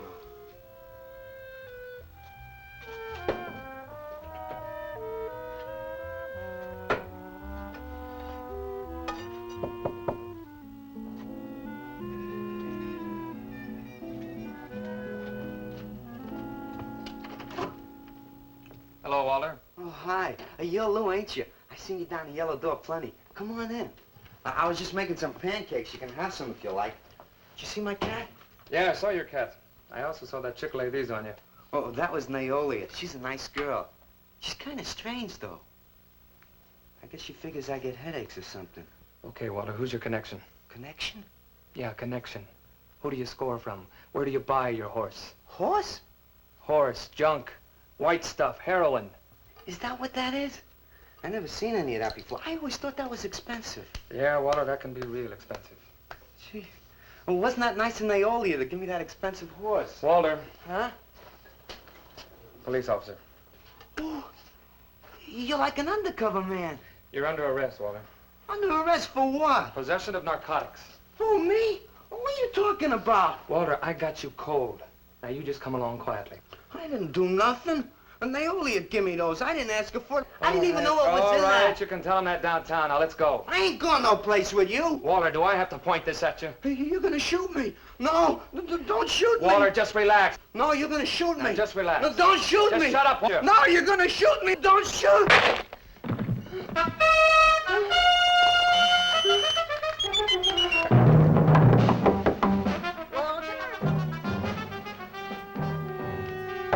Walter! Walter! Are you all right? I thought I heard you shouting a minute ago. Walter!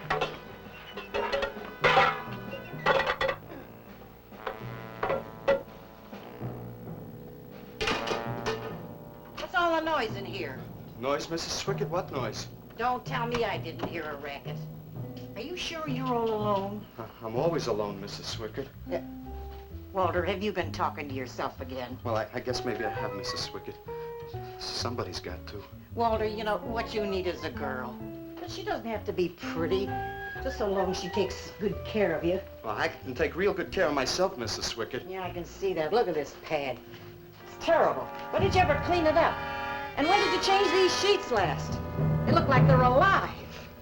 Mrs. Swickett, I gotta meet some friends in a little while, and I gotta take a shower. Well, why don't you clean up if you don't this mind. stuff? Oh, please, What's the Mrs. matter? Swickett.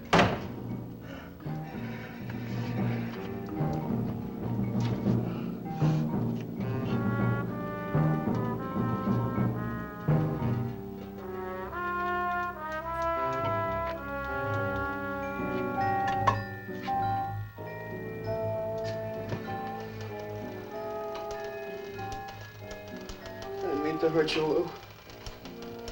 But if you'd have shot me, you'd be mopping up my blood now. I can't help it if I got scared and hit you. I didn't mean it.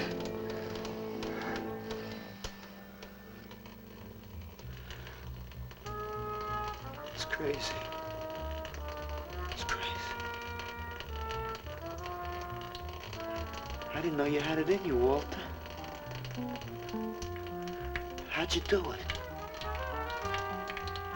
Oh, I just took some clay and fixed it up.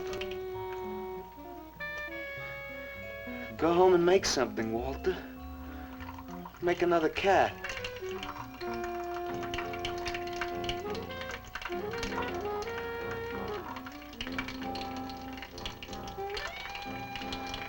But I haven't got another cat. Well, I reported in here around midnight. Lou had already been gone over an hour. No, nobody seems to know where he went. Why don't you put an alert out on him, and I'll check on him from here.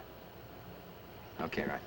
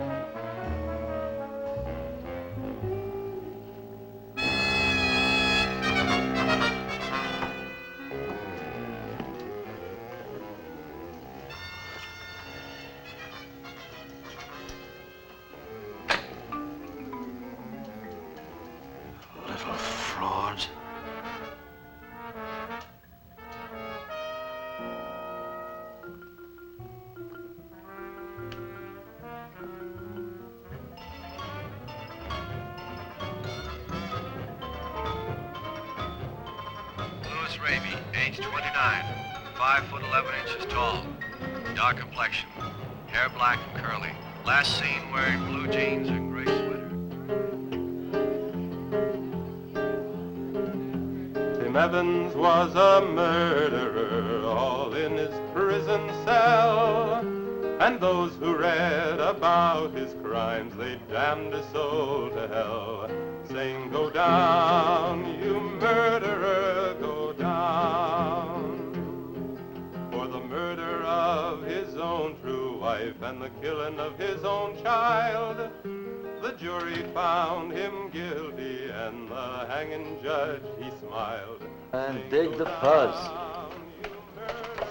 What do you suppose they wanted? You, man, you.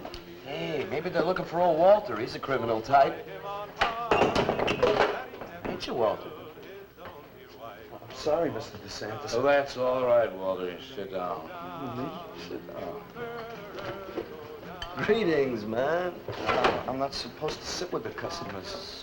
Wait. Now, why shouldn't you sit at the table, Walter? After all, you're a big artist now. A true creator above mere mortals. What's the big idea? Idea? I was just telling Walter the truth. Man wanted to pay me $100 for the cat. In fact, he's taking it home to show to his wife. Proves that I underestimated Walter's ability. His work has enormous realism. You can hardly tell it from the real thing. Well, that sounds like a real put down. Get off Walter's back, Leonard. If I had his back, You're not very funny. I'm not trying to be. Walter, what are you going to make next? A dog, maybe. Or a bird. How about a few dozen cockroaches from your room? Hey, man, why don't you make an elephant? I got a new one. Great. What is it? It's a full-length, life-size figure. Crazy. What is it called? Murdered man. When do we get to see it? Oh, anytime. Hey, that's a pretty far-out name for a statue. I saw a statue once. It was called The Third Time Phyllis Saw Me, She Exploded. Well, what kind of a statue was that? I don't know. It was made out of driftwood and dipped in fluoric acid. It was very wild. What's wrong, Leonard? Nothing at all. It's the food in this dump. Oh, man, you should try the Sorrel sewer. They got wheat germ bagels. Too much. Excuse me, please. I think he really is sick. So who isn't? Sanders, I've been trying to get to you all evening. Gotta make a call. Gotta call Lieutenant Valdez. Listen, I was wrong about my wife. She wants that cat after all. Do you hear me? I'll give you that $100 for the cat. I can't talk to you just now. All right, then, $200. No. No. $300, and that's tops. $300 for the cat? I know I'm going out of my mind, but I've been collecting art pieces all over Europe for years. And this boy, Walter Paisley, has got it. I want to buy his first work, and to make very sure that I get it, I'll pay you $500. $500 for the cat, and the first look at his next stuff.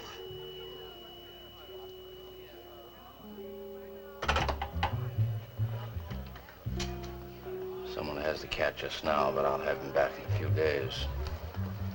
Then you can have it for the $500. Oh, thank you, sir. I think I've made a bargain. Call me when you're ready. Good night. Leonard! You feel better? Listen, I'm going over to Walter's later after the place closes to see Murdered Man. You feel up to coming along? The rope was fixed around his neck and a washer behind his ear, and the prison bell was tolling, but Tim Evans didn't hear. Saying, go down, you murderer, go down.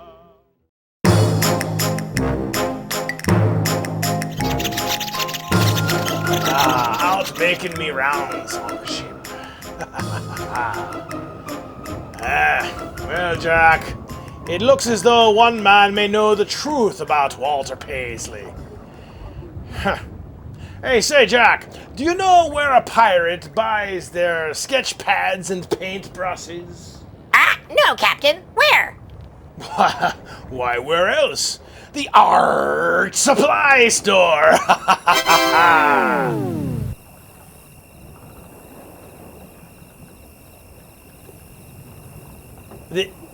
The art supply store! Do you get it, Jack? Yes, Captain, but it wasn't very artsy. Wasn't very artsy. Now that was funny, Jack. I'll work on me funny side. You know, Davy Bones, I can't help but notice that the sets in this film somehow look very familiar. They should be, Drake. They've been used before. Is that a fact? Yes, in fact, the sets for this film would be reused for Roger Corman's next production, The Little Shop of Horrors in 1960. That also starred a young Jack Nicholson.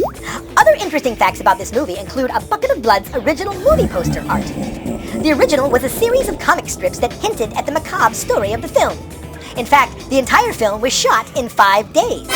In reference to this film, Dick Miller, who plays the murderous artist, Walter Paisley, played 5 other characters also named Walter Paisley in a movie in history, including Hollywood Boulevard in 1976, The Howling in 1981, Twilight Zone in 1983, Gremlins in 1984, and Chopping Mall in 1986, the latter of which will be seen on this show in just a few short weeks. The body count in this film, including the cat, is 5. Goof-ups when shooting the movie include Walter and Carla walking to the art show. When they do, you can clearly see the shadow of the boom mic visible on the bushes behind them. Oh my, please pay attention, film school students. Walter accidentally kills a cat in the wall with a knife, but when he takes it out of the wall, it is stiff, as if it had been dead for some time. In that same scene, when Walter stabs the knife into the wall, it's at chest height, but in the next shot, it's up by his nose. Does anybody have a measuring tape? 10 to 12 minutes into the movie, Walter puts a pot on a stove, but later, when a close-up reveals the contents are boiling over, it's a different pot, and even a different stove. Oh, his pot runneth over. At the time of the original release, there was a promotion in the newspaper's movie section advertisements that made the offer, if you bring in a bucket of blood to your local theater's management or ticket booth, you will be given free admission. Ew,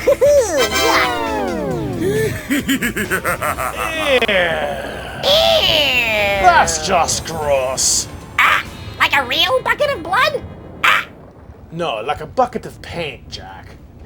Well, that's good, because that would make me vomit and just get real sick. I was kidding, you feathered bilge rat, but here's one thing I'm not kidding about. It's a word from me sponsors. We'll be right back.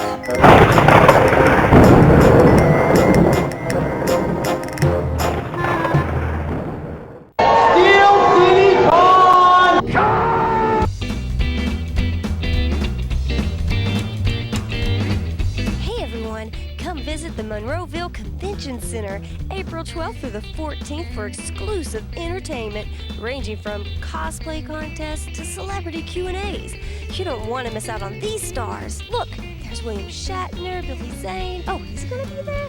Rob Schneider. Oh my gosh, I love The Office. Last year, I had a great time. To be loved by anyone, it's not unusual to have fun with anyone.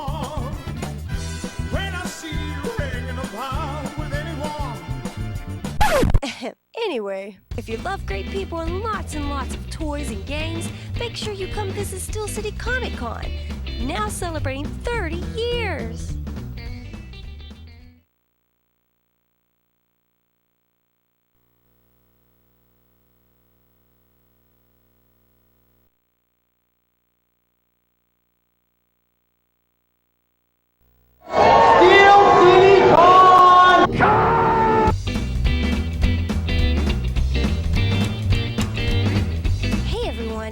Visit the Monroeville Convention Center April 12th through the 14th for exclusive entertainment ranging from cosplay contests to celebrity Q&As.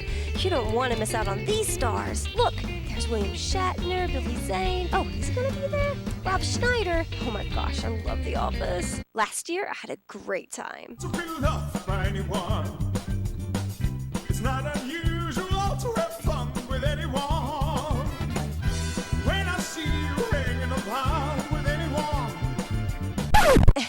Anyway, if you love great people and lots of toys and games, make sure you come visit Steel City Comic Con, now celebrating 30 years.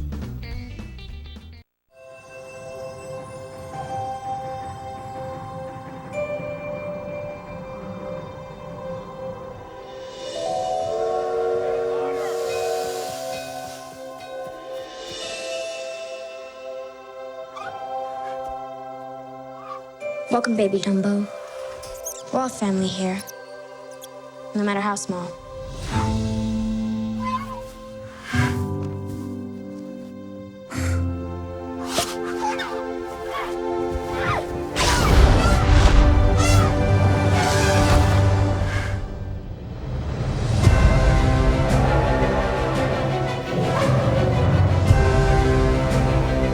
You have something very rare. You have wonder. You have mystique. You have magic. Wow! Come with me. Together, we can soar on an elephant's wings. What's happening? Where are they taking her? Take Dumbo back inside. But she's his mom. Do something.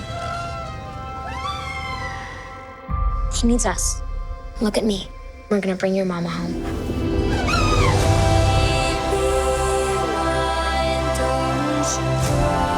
He doesn't look like magic to me.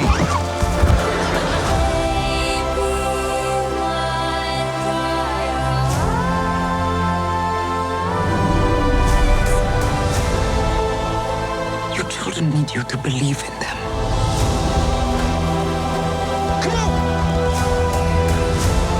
You can do it, Dumbo. Show him.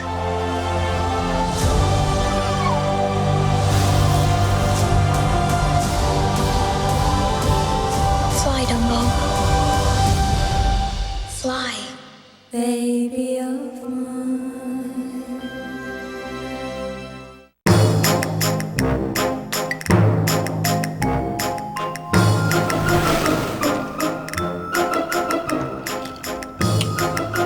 Welcome back, you landlubbers. Well, in the spirit of tonight's movie, I've done a piece of artwork myself, Captain Drake. I was inspired by your work with Little Boy Boo and Walter Paisley. Is that a fact, Davy Bones? Indeed I have. It's not quite as spirited as Walter Paisley's, but I wonder if I could get top dollar for it like he did. Well, I don't know. What's it look like? All right, here we go.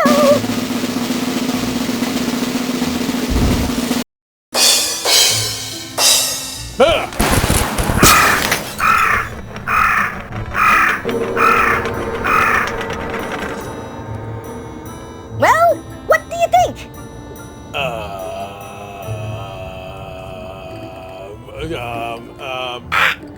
Captain, doesn't he look like one of the deck hands?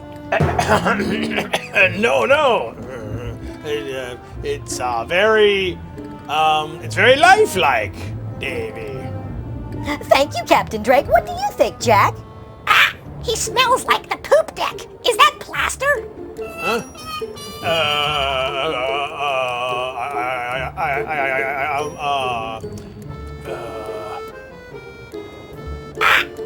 Captain? No, it looks great, Davy. Very authentic features. Yes, right, Jack? Authentic features. I'll say, but it looks like there was more of him an hour ago. Hank? What do you think, Johnny? What do you think?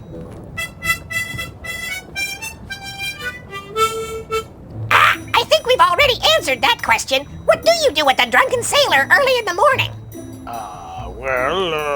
Depending on the time, You dump some plaster on him and hope for art?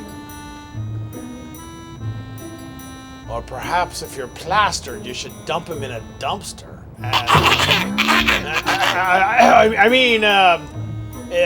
Nicely done, Davy Bones. And as for our mateys out there, I think we need to get back to the movie. A bucket of blood, which it looks like your artwork seems to be losing a little half pint down there on the poop deck. We need to see how Walter Paisley is going to get out of a bad situation, and let's get to the conclusion of the movie. You know, Jack, I always wondered why Mr. Bellows never did say aye. Why is that, Captain? Because he only ever had one.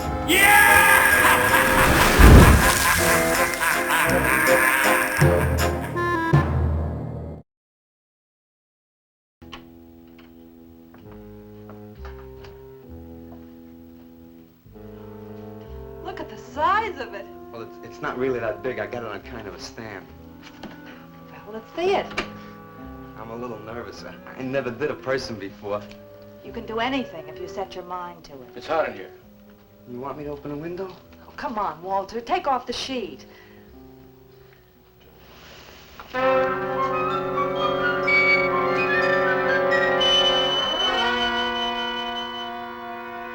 Don't you like it? Walter, it's a masterpiece. I've never seen anything like it before. And I hope I never see anything like it again. Neither do I. It's hideous, and it's eloquent. It expresses Modern man and all his self-pity. How did you ever find that in yourself, Walter? Well, it wasn't easy. What's the matter with you? Nothing. Nothing at all. I've never seen anyone so squeamish. What's your opinion, Leonard? Don't ask me. Oh, come on. Now, even you must see its value. Do you think that you or I could have conceived of such a thing, much less executed it? Well, then admit it. It's a work of genius. I admit it. Then let's take it down to the yellow door. No. Why not? I'll tell you. But you cover it up again, please, huh? Please.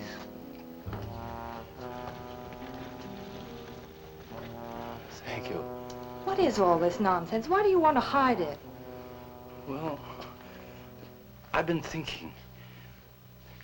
I didn't realize how much talent Walter actually had.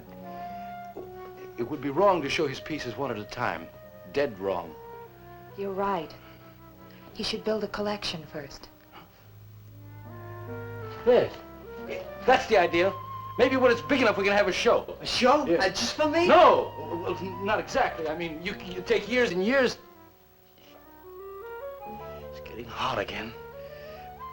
Well, it would take you years to make that many statues, but your work would be featured. It's a wonderful idea, Walter. It's the only way to gain recognition. All the big art critics and art dealers will be there. It'll be an event. Yes, then we can unload. We'd sell this stuff for a lot more. But the show, how soon can we go? Well, don't rush things. It takes time. But first of all, you've got to stop making these horrible statues. Carla and I will guide you.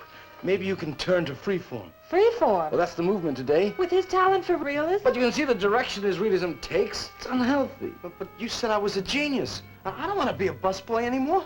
Yes, maybe you got a point there. You shouldn't keep working at the yellow door. Look, I'm sure that man is going to buy your dead cat. So here's your fee in advance. $50. And if you need more, I've got it, so don't worry. I've got great faith in you, Walter. Gee, $50 for something I made. Now you're a professional. Let's go. Okay. Good night, Walter. Keep up the good work. Yeah, but don't rush things. You got all the time in the world. Come on, Carla. Good night.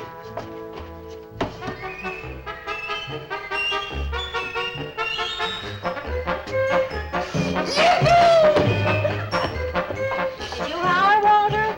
I'm an artist, Mrs. Swicker. Oh, sure you are, Walter. I am. Look. Good heavens.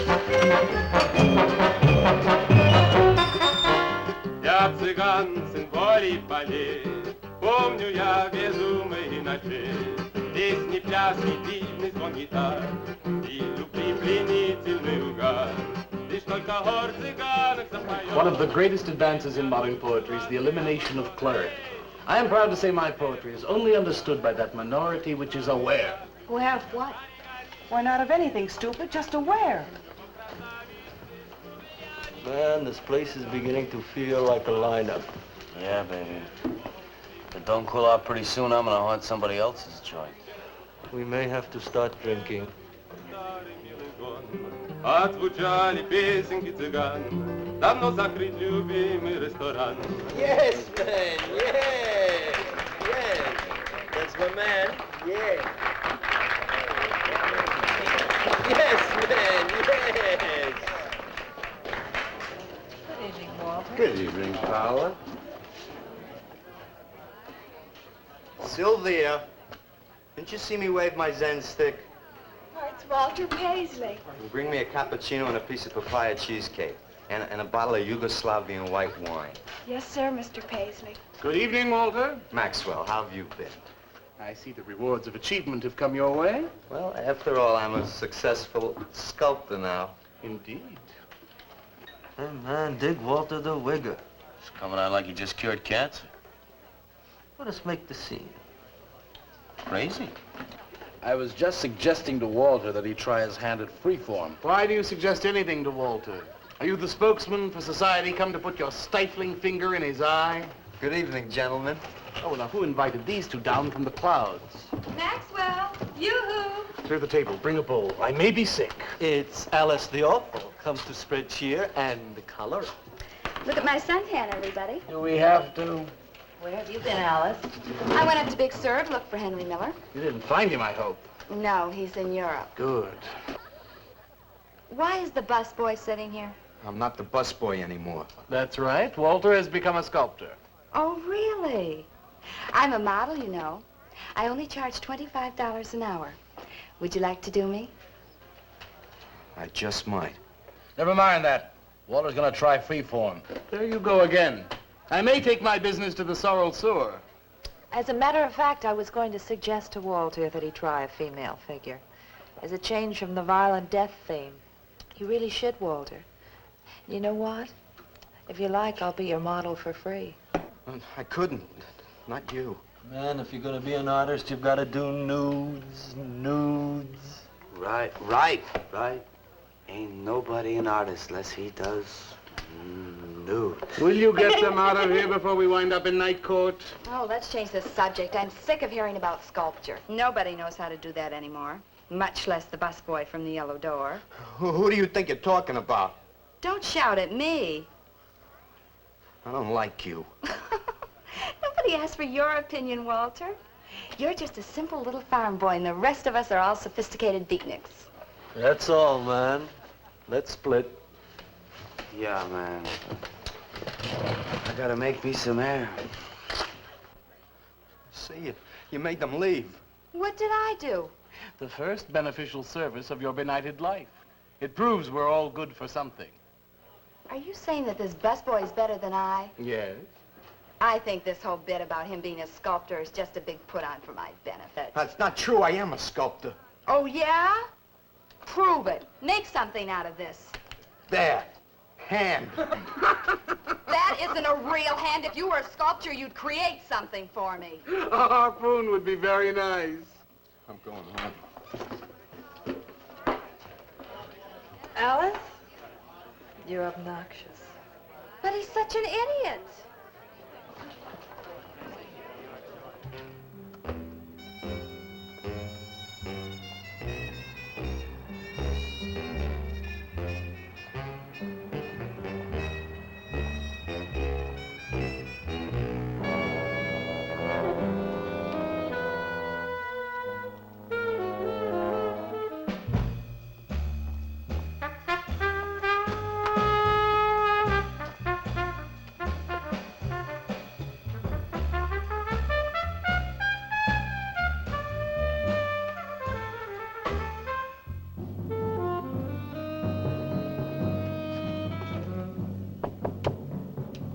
Yes.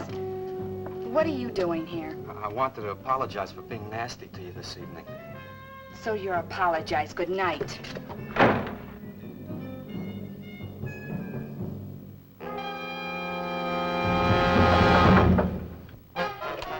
Listen, Twerp, why don't you get out of here and let me go to bed? I didn't finish talking to you.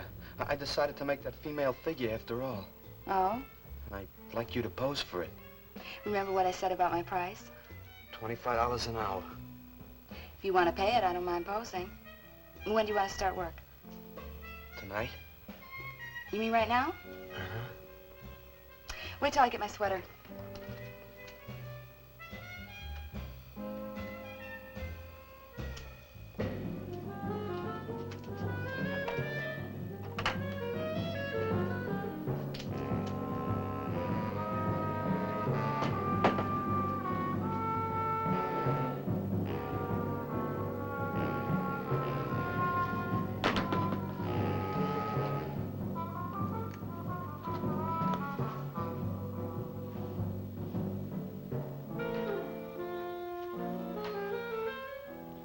Could use a little more heat around this place.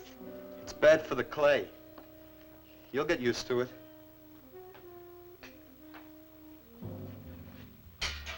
Well, I'm almost ready. Here.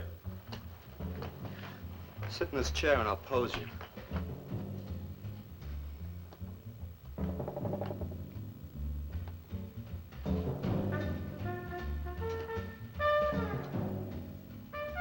rickety.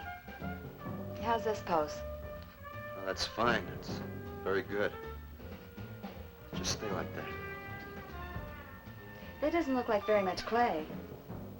Oh, it's enough. Put this around your neck.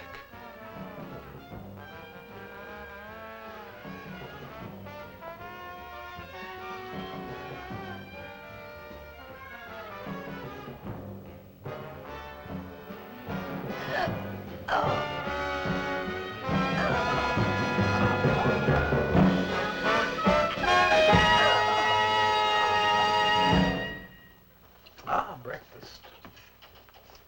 Watch it, the plate's hot. Are these fertile eggs? Are these eggs fertile? Naturally. What'd you fry them in? We ran out of the safflower seed oil, but I found a bottle of peanut oil on the shelf. Don't worry, it's not hydrogenated. Is that the cold-pressed stuff or the junk Hilda bought by mistake? Yes, man, yes. Hi. Good morning, Walter. Hi, Walter. What brings you here? Have some breakfast, man. What are you having? Soy and wheat germ pancakes, organic guava nectar, calcium lactate and tomato juice, and garbanzo omelets sprinkled with smoked yeast. Join us? No, thanks. Sounds great, though. I brought something to show you. Could I have some of the guys help me? Is it murdered man? It's better. Come on. Porters.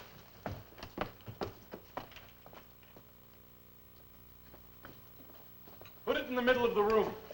When did you do this, Walter? Last night. It doesn't take me very long. I should say not. Well, let's see it, man.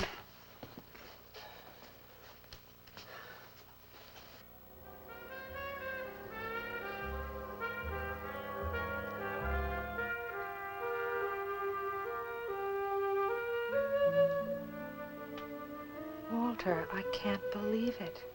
I'm honored to know this man. Do you think it's nice? Hey, she's beautiful.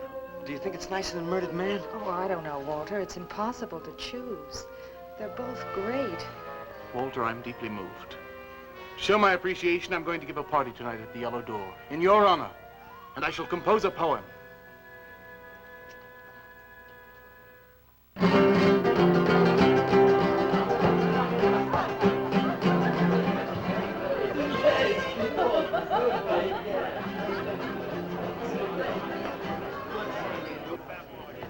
Some more champagne, Your Majesty? Here, here. Where? There. That's fine. Man, please have another little kiss. Walter, you're a wretch. I am? Here I go! Right. Here we go!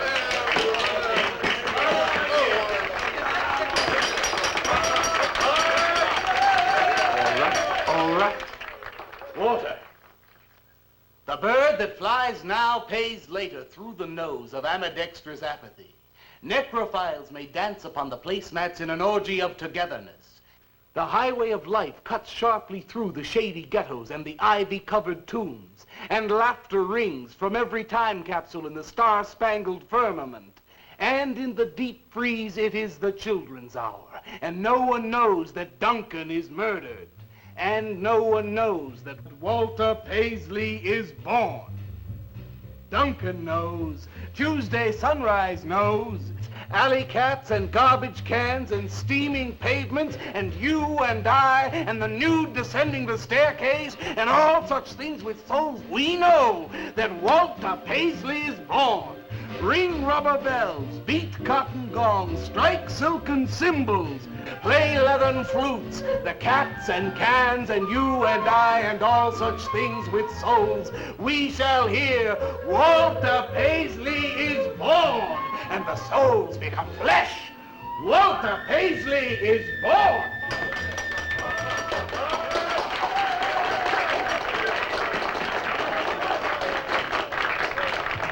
Marvelous, darling, marvelous. Man, like that was the greatest gas I ever heard. Crazy, what did he say? Didn't you hear him? No, man, I'm too far out.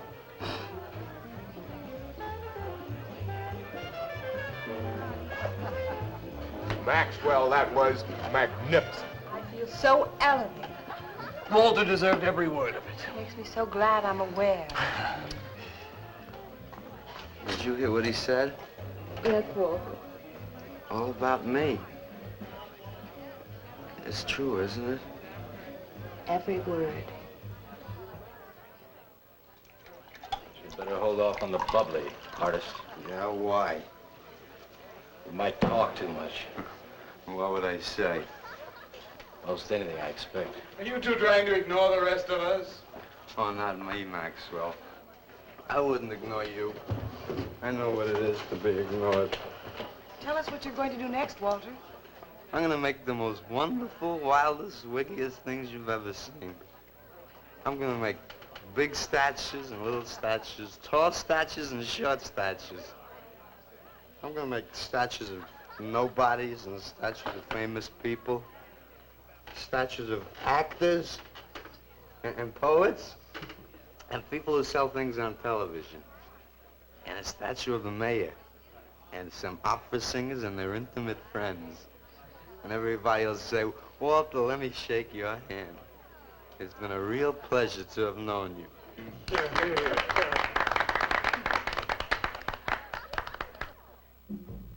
Alley cats and garbage cans, they know that Walter Paisley is born.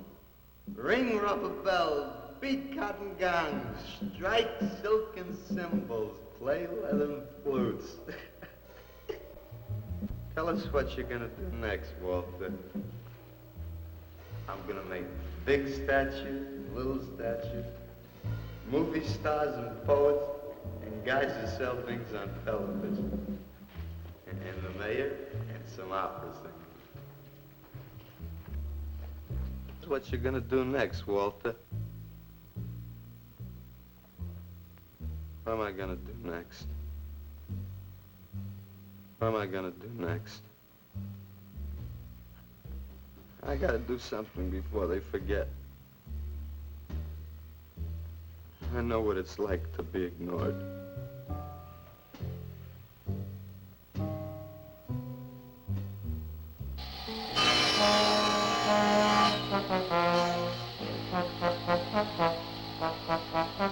Who are you? What do you want? Life is an obscure hobo, bumming a ride on the omnibus of art. Huh? What'd you say? What is not creation is graham crackers. Let them all crumble to feed the creator. Oh, beat it. You must be nuts.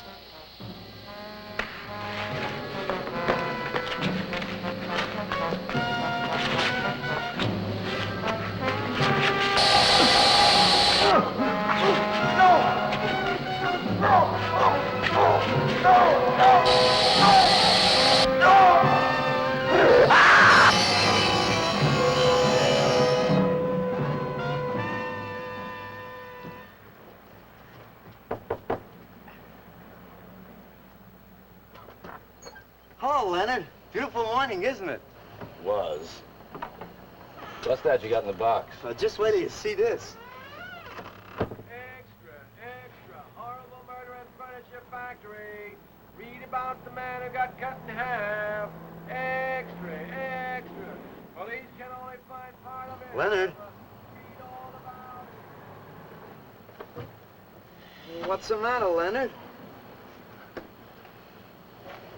You made a bust. Yeah, isn't it wonderful? What's the matter, Leonard? Put it down, Walter, please.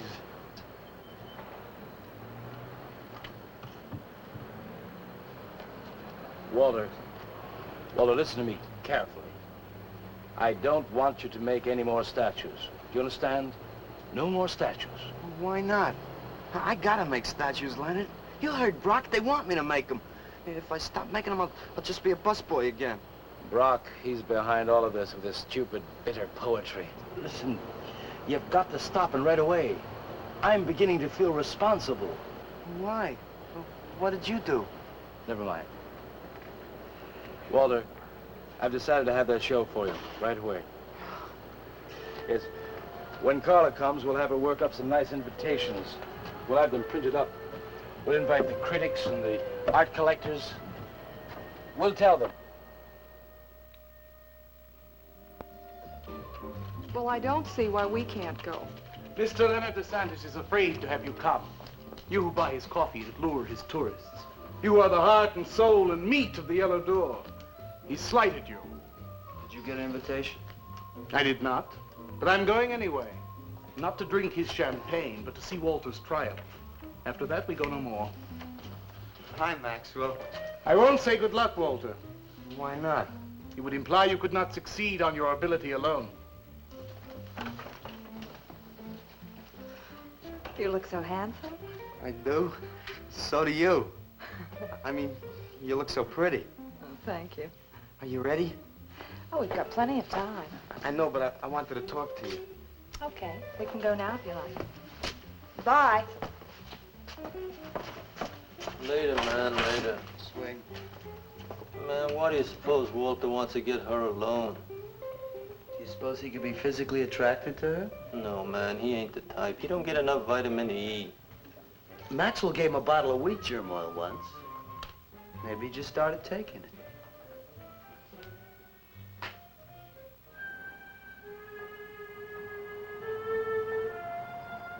What did you want to talk to me about, Walter? Well, what kind of people do you like, Carla? Oh, thinking people. Artistic people, I guess. You think I'm artistic? Of course I do. That means you like me. I like you very much, Walter. I thought you did on account of how you kissed me the other night. Oh, that was for your sculptor of the girl, your nude in the chair. Carla, I've been alone for a long time, and I know you've been alone, because you never seem to go out with anybody, even though Leonard's always asking you to go out with him, and I just... What are you trying to say?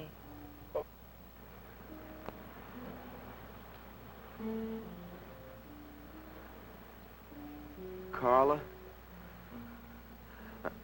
I don't want to make statues anymore. I want to get married. To you. How long have you been thinking about this, Walter?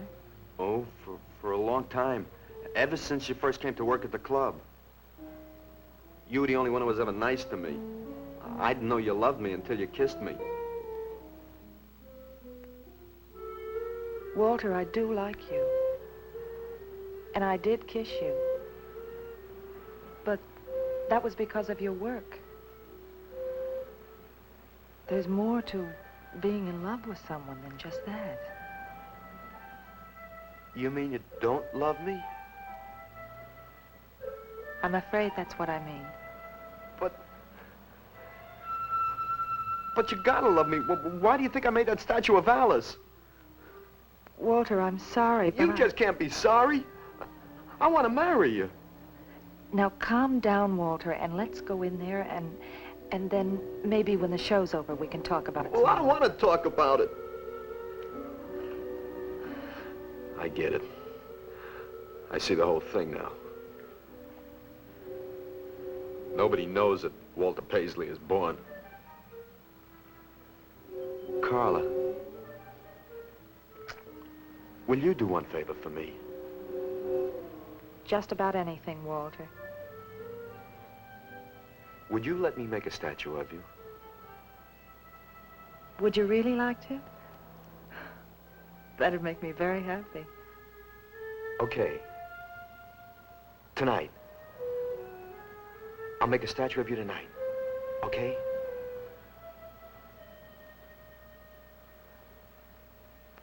Come on.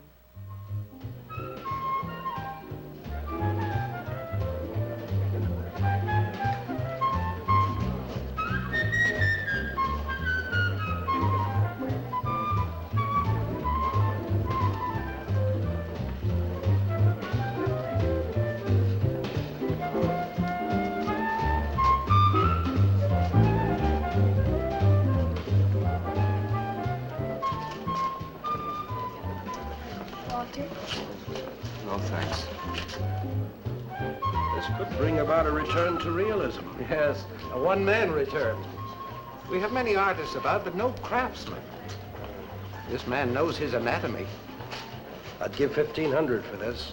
After you read my review, it'll probably cost you $5,000.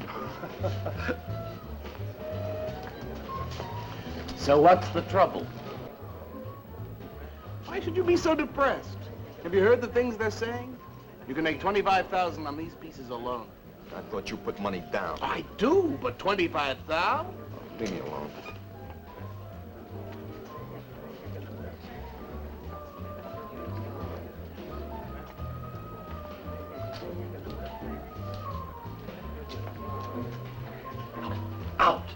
man. We have come to make this scene. Want some cappuccino, man? We got the bread. We're not open for business. This is an art exhibit. No bums. Get out. That Art is a bum, man. And he's sober. Yeah, well, that's his problem. All right, man, all right. We'll wait outside. Yeah, you wait outside.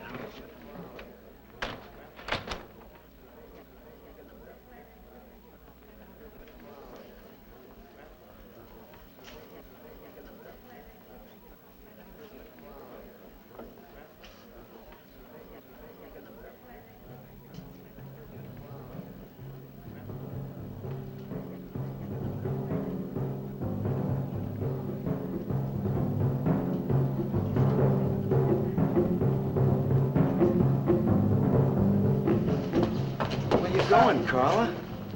What's the matter? Walter, there's a body inside that statue. Oh, that's Alice. It's all right, Carla. Maxwell says it's all right. Let them become clay in his hands that he might mold them. Walter, you stay away from me. Don't you see, Carla? I made them immortal.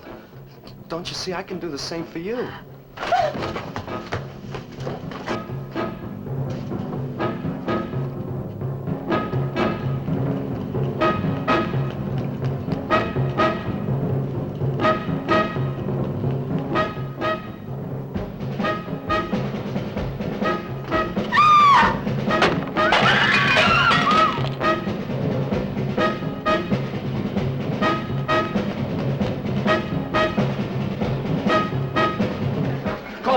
Have him send some cars. I'm going up the basement. I'm going with you.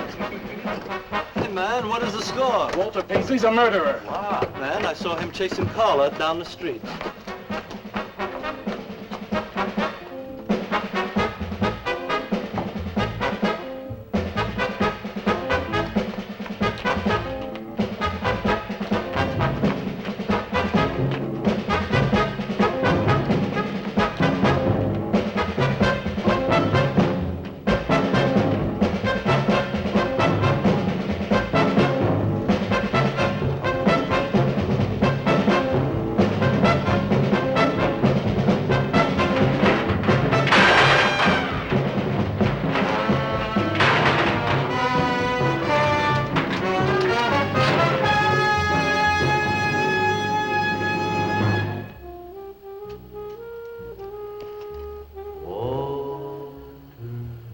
What was that? Nobody knows I'm here. Walter. No. They couldn't know. They're dead. How could they know? Did you see him? He's hiding around here someplace. He can't hide just because we're in clay and he isn't.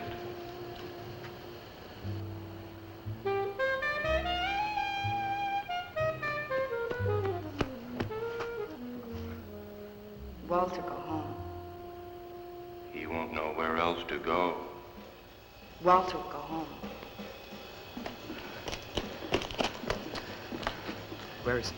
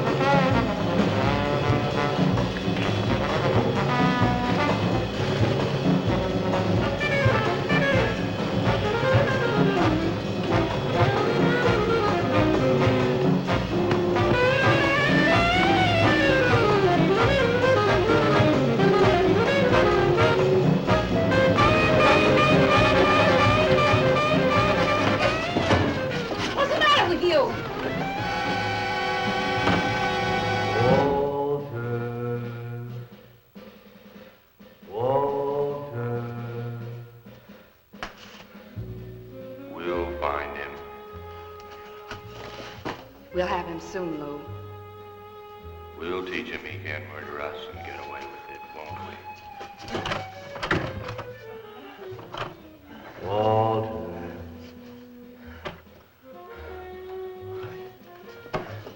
Walter. What you gonna do now, Walter?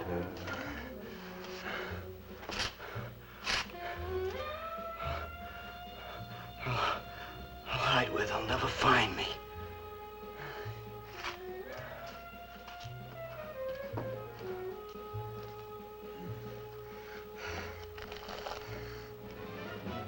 There's his rummy. He's gone crazy. Paisley! Paisley, open up! Paisley!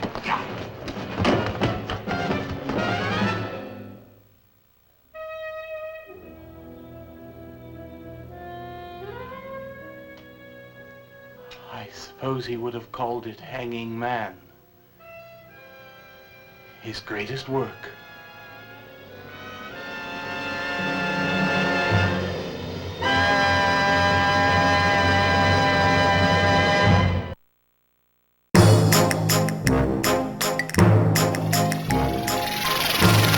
Well, you scurvy cockroaches, that was a bucket of blood. Isn't that just like Walter Paisley? He just leaves his art hanging around. Yeah, good one, Captain. Best joke you had all night. What are you talking about, you daft bird? I'm very funny. You are, Captain? Of course I am, Jack. For instance, a pirate walks into a bar with a steering wheel attached to his crotch. The bartender says, "Hey buddy, you got a steering wheel on your crotch." And the pirate says, "Tell me about it. It's just driving me nuts." Another good movie, Captain Drake, as always, or should I say another good couple of movies. Surely it was, and there's many more of those where that came from. The island of dead and buried treasures, Captain? Exactly, Jack. Buried within the catacombs of fear. Davy Jones' locker himself. And as for you out there, you landlubbers, that was our creature feature, double feature tonight. Here aboard the Swashbuckler's Haunt. A most dangerous game it was, and a bucket of blood was spilt. More like a pint. Next time, 8 teenagers are trapped after hours in a high-tech shopping mall and pursued by 3 murderous security robots which are malfunctioning and out of control. Yeah! Be here for our blue light special for Chopping Mall. There we go. I think it fits. What do you have there, Captain? Huh? Well, I'm getting ready for my favorite baseball team. It's spring training is here, Jack, and here in the Burg, I'm getting ready to support, as always, me Pittsburgh Pirates. It's time to get ready for another mediocre season of not making the playoffs. Captain? I mean, I'm getting ready for another season of, doing our best.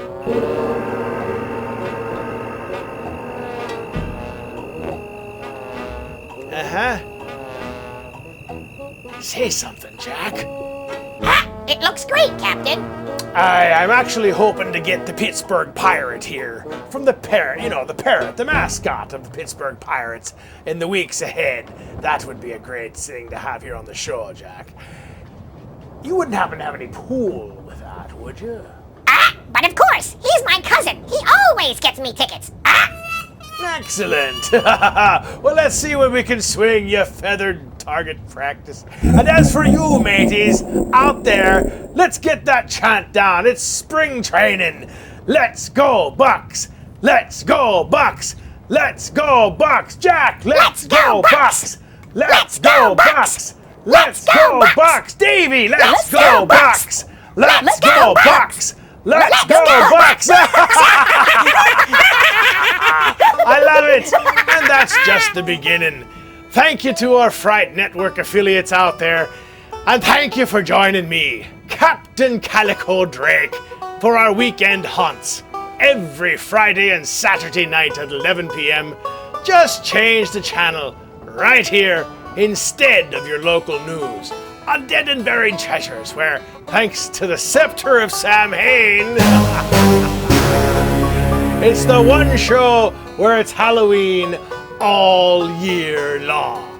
So until next time, me friends, remember, it's a pirate's life for me. Especially in Pittsburgh, and hopefully for the season opener. Take me out to the ball game, Johnny. I like this one. Take me out to the ball game, Jack.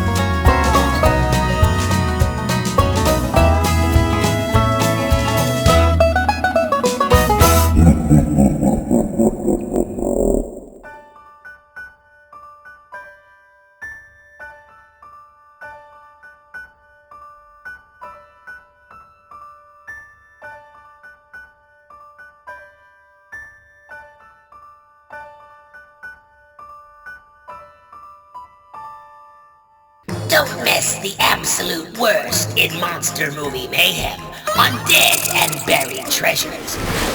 You know, Captain, we should be recording this. You know, Jack, we should be recording